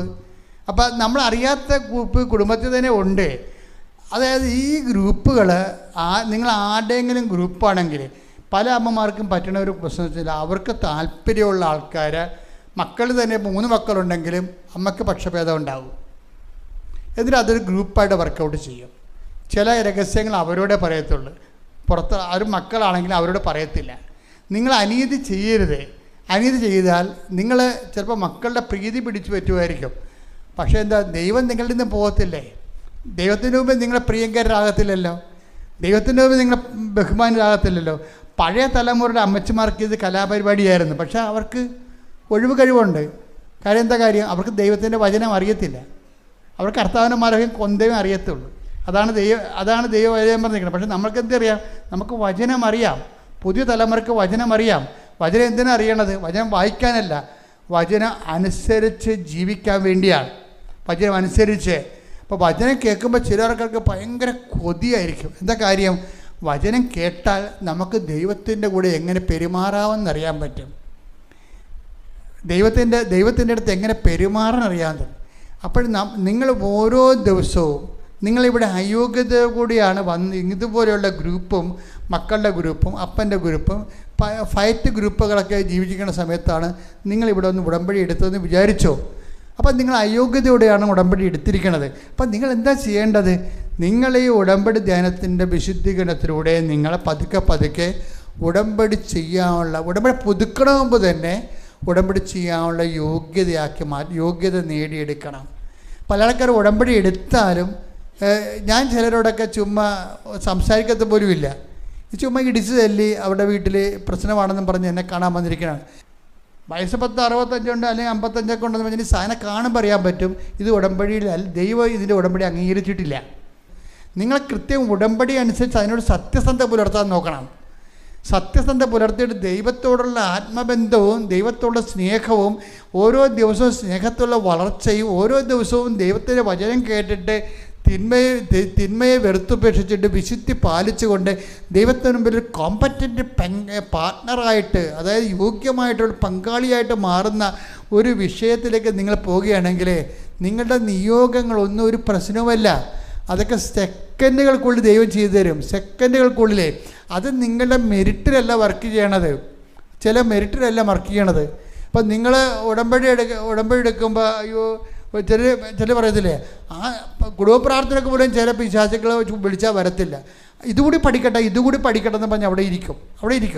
കാര്യം അതുങ്ങൾക്ക് കൃത്യമായിട്ടുള്ള ദൈവബോധമില്ലാത്തതുകൊണ്ട് അങ്ങനെ സംഭവിക്കണം. കാര്യം വെച്ചാൽ നീ ഇത് പഠിച്ചാലും ചില സമയത്ത് ആ സമയത്ത് പഠിക്കണ ചിലപ്പോൾ പരീക്ഷയ്ക്ക് വരണമെന്നില്ല. പക്ഷെ നീ ദൈവത്തിലാണ് ആശ്രയിക്കണമെങ്കിൽ അതിൻ്റെ അർത്ഥം എന്താ? എളിമ വേണം. കാര്യം എന്താ? കർത്താവേ, എൻ്റെ കഴിവല്ല, നിൻ്റെ കൃപ. എനിക്ക് ഇത്രയും പഠിക്കാൻ പറ്റത്തുള്ളൂ, ഞാൻ ഉറക്കം നിന്നും കഷ്ടപ്പെട്ടും പഠിക്കണ്ടേ. നിങ്ങൾക്കറിയാമല്ലോ, ദൈവത്തിൻ്റെ കൂടെ ജീവിക്കണമെന്ന് പറയണതുണ്ടല്ലോ, എന്തോ ഒരു സൗഭാഗ്യമാണെന്നറിയാമോ. അതായത് എനിക്ക് നിങ്ങളോട് ദേഷ്യം വരാൻ കാര്യം എന്ന് വെച്ച് കഴിഞ്ഞാൽ, ചിലരോടെങ്കിലും ദേഷ്യം വരാൻ കാര്യം എന്ന് വെച്ച് കഴിഞ്ഞാൽ, നമുക്ക് ഉടമ്പടിയിലൂടെ ലഭിച്ചിരിക്കുന്നത് ഒരു പുതിയ കാല സൗഭാഗ്യമാണ്. അതായത് ഒരു ദൈവത്തെ അന്വേഷിക്കുന്നവർക്കും ദൈവത്തിൻ്റെ കൂടെ ജീവിക്കണമെന്ന് ആഗ്രഹിക്കുന്നവർക്കും ഇത് ഉടമ്പടിയൊക്കെ വലിയൊരു കാര്യമില്ല ശരിക്കും. അങ്ങനെ ഉടമ്പടി പ്രകാരം നമ്മൾ ഇപ്പോൾ വേറെ ഒരു സാക്ഷ്യം ഈ ദിവസങ്ങളുണ്ടായി. ആ സാക്ഷ്യം അയാൾ പറഞ്ഞിരിക്കുന്നത് ആൻ്റണി വർഗീസ് അങ്കമാലി. അപ്പോൾ ആൻ്റണി വർഗീസ് അങ്കമാലി ഇതുപോലെ ഇങ്ങനെ ജോൺസൺ ജോസഫിനെ പോലെ തന്നെ IT ഫീൽഡിലെ വർക്കാണ്. അപ്പം അയാൾ IT ഫീൽഡിൽ ഈ ആൻ്റണി വർഗീസ് വന്നു. അമ്മയാണ് ഉടമ്പടി എടുത്തിരിക്കണത്. അമ്മ ഉടമ്പടി എടുത്തു കഴിഞ്ഞപ്പോൾ അമ്മ പറഞ്ഞ്, മകനെ ഞാൻ നിൻ്റെ ജോലിയാണ് ഉടമ്പടിക്ക് വെച്ചിരിക്കണത്. അപ്പം അമ്മ വളരെ വൃത്തിയും മെനുമായിട്ട് ഉടമ്പടി ഫോളോ ചെയ്ത് പോവുകയാണ്.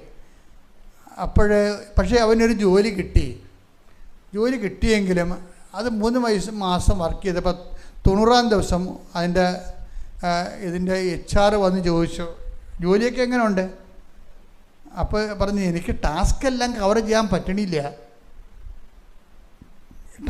ഇവിടുന്ന് തരുന്ന ടാസ്കെല്ലാം കവർ ചെയ്യാൻ പറ്റണില്ല എന്ന് പറഞ്ഞു. അപ്പോൾ HR ചോദിച്ചു, ടാസ്ക് കവർ ചെയ്യാൻ പറ്റുന്നില്ലെങ്കിൽ ഞാനൊരു കാര്യം ചോദിക്കട്ടെ നിങ്ങളോട്, നിങ്ങൾക്ക് ഈ ജോലി കിട്ടുന്നില്ല എന്ന് വിചാരിക്കുക, അങ്ങനെയാണെങ്കിൽ പിന്നെ നിങ്ങൾ ഏത് ജോലിക്ക് പോകുമായിരുന്നു? അപ്പോൾ ഇയാൾ പറയും, ഞാൻ ബാങ്കിങ്ങിന് പോകുമായിരുന്നു. എന്നാൽ പിന്നെ ഇപ്പം പോയിക്കൂടെ? ഇയാളെ ഡിസ്മിസ് ചെയ്തതാണ്, വളരെ തന്ത്രപരമായിട്ട് നയപരമായിട്ട് ഡിസ്മിസ് ചെയ്തതാണ്. ഇയാൾ പറഞ്ഞത് എന്താ, 3 മാസം അവിടെ വർക്ക് ചെയ്ത് കഴിഞ്ഞപ്പോൾ 90-ാം ദിവസം അസസ്മെൻറ്റിന് വിളിച്ചു. HR ചോദിച്ചു, എങ്ങനെയൊക്കെ പോകുന്നത് വർക്കുകളൊക്കെ? അപ്പോൾ ഈ സത്യസന്ധം കൊണ്ട് ഈ മനുഷ്യൻ പറഞ്ഞ്, എനിക്ക് ടാസ്കുകളെല്ലാം നല്ലവണ്ണം കവർ ചെയ്യാൻ പറ്റണില്ല. അപ്പോൾ HR വളരെ സൗഹൃദമായിട്ട് ചോദിച്ചു, ഈ ജോലി കിട്ടാതിരുന്നെങ്കിൽ വേറെ ഏത് ജോലിക്ക് പോകുമായിരുന്നു? ഞാൻ വല്ല ബാങ്കിനും പോകുമായിരുന്നു. എന്നാൽ പിന്നെ ഇപ്പം പോയിക്കൂടെ എന്ന് അയാൾ രാജിവെക്കേണ്ടി വന്നു.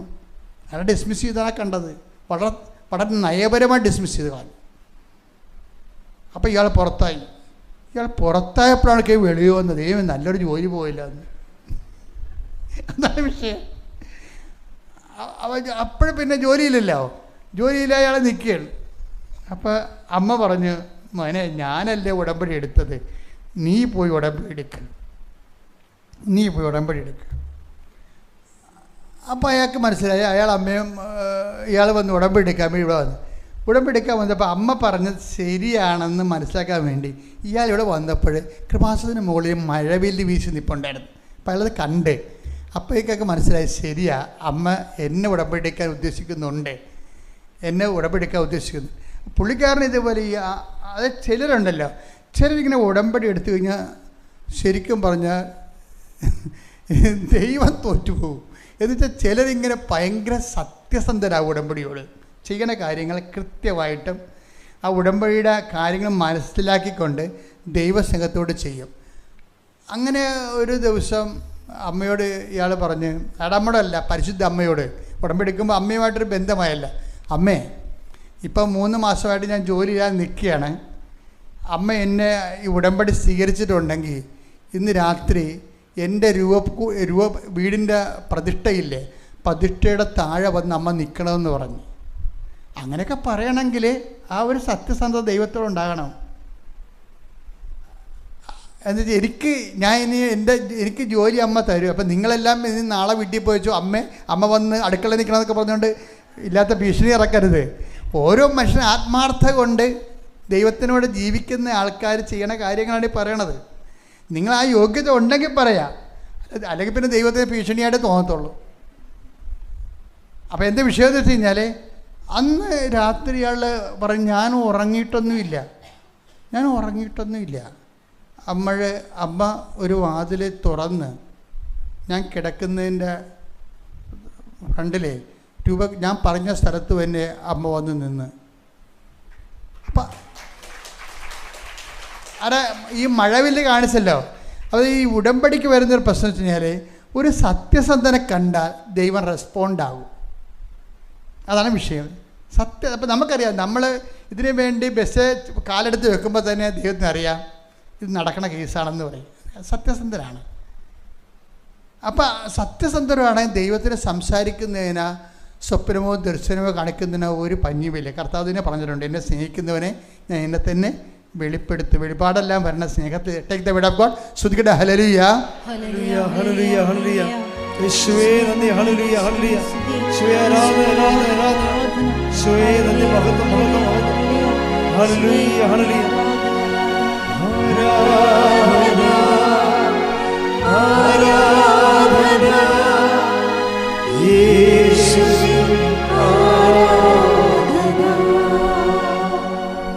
യോഹന്നാൻ 14:21. യോഹന്നാൻ 14:21. എന്നെ സ്നേഹിക്കുന്നവനെ എന്റെ പിതാവും സ്നേഹിക്കും. ഞാനും അവനെ സ്നേഹിക്കുകയും എന്നെ അവന് വെളിപ്പെടുത്തുകയും ചെയ്യും. ഇതാണ് സംഭവം. അപ്പം വെളിപ്പാടെന്ന് പറയണത് ദൈവത്തിന് തോന്നിയാൽ മതി, എന്നെ സ്നേഹിക്കുന്നവനെ ഞാൻ സ്നേഹിക്കുകയും പിതാവ് അവനെ ബഹുമാനിക്കുകയും എന്നെ അവനെ വെളിപ്പെടുത്തുകയും ചെയ്യും. അപ്പോൾ വെളിപ്പാട് ചിലപ്പോൾ സ്വപ്നങ്ങളിൽ നിന്നുണ്ടാകും, ദർശനങ്ങളിൽ നിന്നുണ്ടാകും, പിന്നെ ഫിസിക്കലായിട്ട് ഇതുപോലെയുള്ള മഴവില് പോലെ കാഴ്ചകളിൽ നിന്നുണ്ടാകും. ദൈവസാന്നിധ്യം ഉറപ്പുവരുത്തും. അത് വലിയ കഷ്ടപ്പാടുള്ള പണിയല്ല.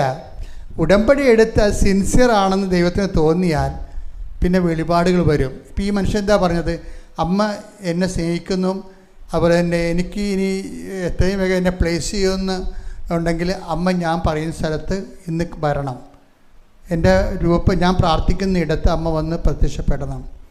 അപ്പോൾ ആ മനുഷ്യൻ പറഞ്ഞു, ഞാൻ ഉറങ്ങണ മുമ്പ് തന്നെ എനിക്ക് ആ കാഴ്ച കാണാൻ പറ്റി. പിറ്റേ ആഴ്ച ആ മനുഷ്യൻ പ്ലേസ് ആകുമ്പോൾ എന്താ പ്രശ്നം വെച്ച് കഴിഞ്ഞാൽ ജോലി കിട്ടും, അതല്ല വിഷയം. ആ മനുഷ്യൻ പറഞ്ഞ വേറൊരു കാര്യമുണ്ട്. അതെന്ന് വെച്ചാൽ ഞാൻ 5 മണിക്ക് എഴുന്നേറ്റ് 5:30 എഴുന്നേറ്റ് അച്ഛൻ്റെ ഡെയിലി ബ്രെഡ് കൂടും. അതിനുശേഷം ഞാൻ ശനിയാഴ്ച ഞായറാഴ്ച പള്ളി പോകത്തുള്ളായിരുന്നു. ഇപ്പം ഞാൻ എല്ലാ ദിവസവും പള്ളിയിൽ പോകും. അതിനുശേഷം പള്ളിയിലെ കുർബാന കഴിഞ്ഞ് അവിടെ നിന്നൊരു ജപമാല ചെല്ലും. അതിനുശേഷമാണ് ഞാൻ വീട്ടിൽ വന്ന് ഭക്ഷണം കഴിച്ചിട്ട് കമ്പനിയിൽ പോണത്. കണ്ട ലൈഫ് എന്ന് വെച്ചാൽ ദൈവത്തിന് തന്നെ തോന്നും. അതായത് ഈ പ്രാർത്ഥനയെക്കുറിച്ച് ഞാൻ എതിര് പറഞ്ഞത് ജീവിതമില്ലാതെ പ്രാർത്ഥിച്ച് ചുണ്ടുകൊണ്ടിങ്ങനെ ആ ദൈവത്തിന് മുമ്പ് അഭ്യാസം കാണിക്കുന്ന ആൾക്കാരെക്കുറിച്ചാണ് പറഞ്ഞത്. പക്ഷേ ദൈവത്തോട് ഒരു ആത്മാർത്ഥതയുള്ള ആൾക്കാർ അവർ പ്രാർത്ഥിക്കുകയാണെങ്കിൽ പിന്നെന്താണ്, അവരാണ് പ്രാർത്ഥിക്കേണ്ടത്. മറ്റുള്ളവർ പ്രാർത്ഥിച്ചാൽ കേൾക്കാത്തതിൻ്റെ കാരണം നിങ്ങൾക്ക് അത് പ്രാർത്ഥിക്കാനുള്ള യോഗ്യത നിങ്ങൾ നേടിയെടുക്കാത്തത് കൊണ്ടാണ്. ഞാൻ നിങ്ങളോട് പറയുന്നത് നിങ്ങളെ കൊച്ചാക്കാൻ പറയുകയല്ല. പ്രാർത്ഥിക്കുന്നവർ ആദ്യം പ്രാർത്ഥിക്കാനുള്ള യോഗ്യത നേടിയെടുക്കണം. യോഗ്യത നേടിയെടുത്താൽ ദൈവത്തിന് നമ്മുടെ കമ്മ്യൂണിക്കേറ്റ് ചെയ്യുന്നതിനോടോ അതായത് നമ്മൾക്ക് ഓരോ വിഷയങ്ങളെക്കുറിച്ച് കാണിച്ചു തരുന്നതിനോടോ പറഞ്ഞു തരുന്നതിനോടോ ഉടമ്പടിയായത് കാരണം യാതൊരു പഞ്ഞവുമില്ല. കാര്യം എന്താണ്, ഇത് ബൈലാറ്ററൽ എഗ്രിമെൻ്റ് അല്ലേ. അതുകൊണ്ട് ദർശനങ്ങളും സ്വപ്നങ്ങളും വെളിപാടുകളും ആവശ്യത്തിന് നടക്കും. പക്ഷെ നമ്മളൊരു കറക്റ്റ് ചെയ്താൽ മതി. നമ്മൾ എപ്പോഴും ദൈവത്തിന് പ്രിയങ്കരനാണ്, ദൈവത്തിന് ബഹുമാന്യനാണ്. ദൈവത്തിൻ്റെ വചനങ്ങൾ പാലിച്ചുകൊണ്ടും ദൈവത്തെ ബഹുമാനിച്ചുകൊണ്ടും ജീവിക്കാൻ വേണ്ടി ഒരു ദൈവത്തിൻ്റെ ദൈവവിളിയാണ് ഉടമ്പടി ജീവിതം. Price the Lord. പരിശുദ്ധ പരമ ദിവ്യകാരുണ്യത്തിന് മക്കളെ, അച്ഛൻ ഓരോരോ കാര്യങ്ങൾക്ക് വേണ്ടി രോഗങ്ങൾ, ഓട്ടിസം രോഗങ്ങൾ, കരരോഗങ്ങൾ, മാനസിക രോഗങ്ങൾ, ജീവിത പ്രശ്നങ്ങൾ, ജീവിത ദുരിതങ്ങൾ, ജീവിത തടസ്സങ്ങൾ, നിങ്ങൾ ഈ ആഴ്ചയിൽ നടക്കേണ്ട ചില നിർണായകമായ വിഷയങ്ങൾ ഒക്കെ സമർപ്പിച്ച് പരിശുദ്ധ അമ്മയുടെ മാധ്യസ്ഥതയിൽ ഈശോയ്ക്ക് സമർപ്പിച്ചുകൊണ്ടിരിക്കുന്ന സമയമാണ്. നിങ്ങൾ സ്തുതിച്ചുകൊണ്ടേയിരിക്കുക. സ്തുതിക്കട്ടെ, ഹല്ലേലൂയ. കർത്താവേ, നിൻ്റെ ഉന്നതമായ നാമത്തിന് സ്തോത്രം ചെയ്യുന്നു. കർത്താവേ, നിൻ്റെ വിശുദ്ധ പൗരോഹിത്യത്തെ മഹത്വപ്പെടുത്തണമേ. കർത്താവേ, സഭയിലുള്ള സാന്നിധ്യം ദൃഢമാക്കണമേ. കർത്താവേ, ആത്മാവിൻ്റെ ശരീരത്തിൻ്റെ വൈദ്യനും വൈദ്യവുമായ യേശു ക്രിസ്തുവേ, വൈദ്യശാസ്ത്രജ്ഞരും സൂചിക്കും മരുന്നിനും കടന്നേലാവാത്ത മനുഷ്യ മനസ്സിൻ്റെ അഗാധനങ്ങളിലേക്ക്, മുറിവേറ്റ ചിന്തകളിലേക്ക്, വേദനിപ്പിക്കുന്ന ഓർമ്മകളിലേക്ക്, ഡിപ്രഷൻ രോഗങ്ങളിലേക്ക്, മാനസിക വിഭ്രാന്തികളിലേക്ക്, അവരെ ശുശ്രൂഷിക്കുന്നവരെ, ബൈസ്റ്റാൻഡറായിട്ട് നിൽക്കുന്ന അവരെ പരിചയിക്കുന്നവരെ, ഓട്ടിസം രോഗികൾ, ഹൈപ്പർ ആക്ടിവിറ്റി രോഗികൾ, കുഞ്ഞുങ്ങൾ, അവരെല്ലാം കർത്താവ് നിൻ്റെ തിരുമുറുപാർന്ന് വലതുകരം ആണിപ്പെടുതാർന്ന് അത്ഭുതകരം കുഞ്ഞുങ്ങളുടെ ശിരസിൽ വെക്കണമേ എന്ന് പ്രാർത്ഥിക്കുന്നു. കർത്താവെ, നിൻ്റെ വിശുദ്ധ പൗരോഹിത്യത്തെ മഹത്വപ്പെടുത്തണമേ. മാരക രോഗങ്ങൾ, ക്യാൻസർ രോഗങ്ങൾ, കരൾ രോഗങ്ങൾ, കിഡ്നി രോഗങ്ങൾ, കുഞ്ഞുങ്ങളില്ലാത്ത അവസ്ഥകൾ, ഗർഭപാശത്തിലെ സിസ്റ്റുകൾ, അതുപോലെ PCOD രോഗങ്ങൾ, തൈറോയ്ഡ് രോഗങ്ങൾ, ടോൺസിൽ രോഗങ്ങൾ, ശരീരത്തിന് ഉള്ളിലെ മുഴകൾ, സിസ്റ്റുകൾ, നടുവലിൻ്റെ വേദന, ഇടുപ്പലിൻ്റെ വേദന, വേസ്റ്റിൻ്റെ വേദനകൾ, നടക്കാനും നിവരാനും ഉറങ്ങാനും പറ്റാത്ത അവസ്ഥ, ശരീരത്തിൻ്റെ ചൂടുകൾ യേശു ക്രിസ്തുവിൻ്റെ നാമത്തിൽ മാറിപ്പോകട്ടെ. ഹല്ലേലൂയ, ഹല്ലേലൂയ, ഹല്ലേലൂയ, യേശുവേ നന്ദി, ഹല്ലേലൂയ, മഹത്വം ദേവദാവേ, നന്ദി ദേവദാവേ, മഹത്വം ദേവദാവേ, ആരാധന, ഹല്ലേലൂയ, യേശുവേ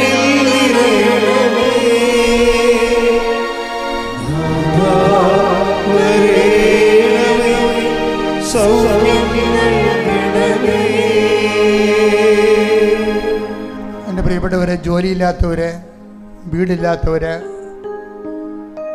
വിസ പ്രോസസ്സിൽ ഇരിക്കുന്നവർ, വിസ റിജക്റ്റായി പോയവർ, ജോലി നഷ്ടപ്പെടാൻ പോകുന്നവർ, ഇതുവരെയൊക്കെ ഈ നിമിഷം വരെയും ഒരു അലോട്ട്മെൻറ്റിലും അഡ്മിഷൻ ആകാത്തവർ, എന്ത് ചെയ്യണമെന്നൊരു തീരുമാനം എടുക്കാൻ പറ്റാത്ത പലതരത്തിൽ കുഴയുന്നവർ, അവർക്കെല്ലാം കൃത്യമായ തീരുമാനങ്ങൾ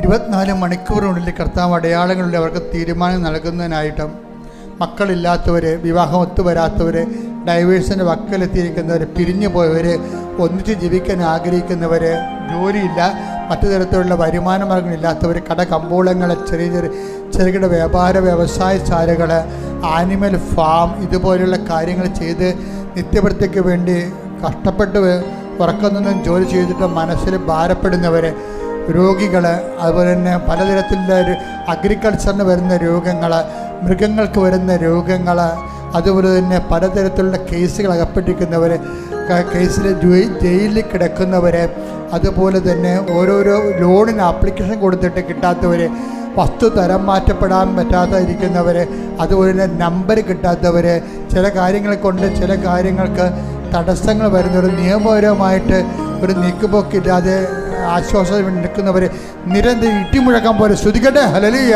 ഹല്ലേലൂയ, ഹല്ലേലൂയ. കർത്താവിന്റെ ഉന്നതമായ നാമത്തെ സഭയുടെ അധികാരത്തിൽ കുരിശിന്റെ അടയാളത്തിൽ ദൈവശക്തിയാൽ മാർഗരോഗങ്ങള്, തീരാവേദികള്, ജീവിത ദുരിതങ്ങള് യേശുവിന്റെ നാമത്തിൽ മാറിപ്പോകട്ടെ. ഹല്ലേലൂയ, ഹല്ലേലൂയ, ഹല്ലേലൂയ. ഏറ്റെടുത്തുകൊണ്ട് അങ്ങയുടെ നാമത്തെ ആരാധനയോടെ വീണ്ടും മഹത്വപ്പെടുത്തണമേ. ഹല്ലേലൂയ.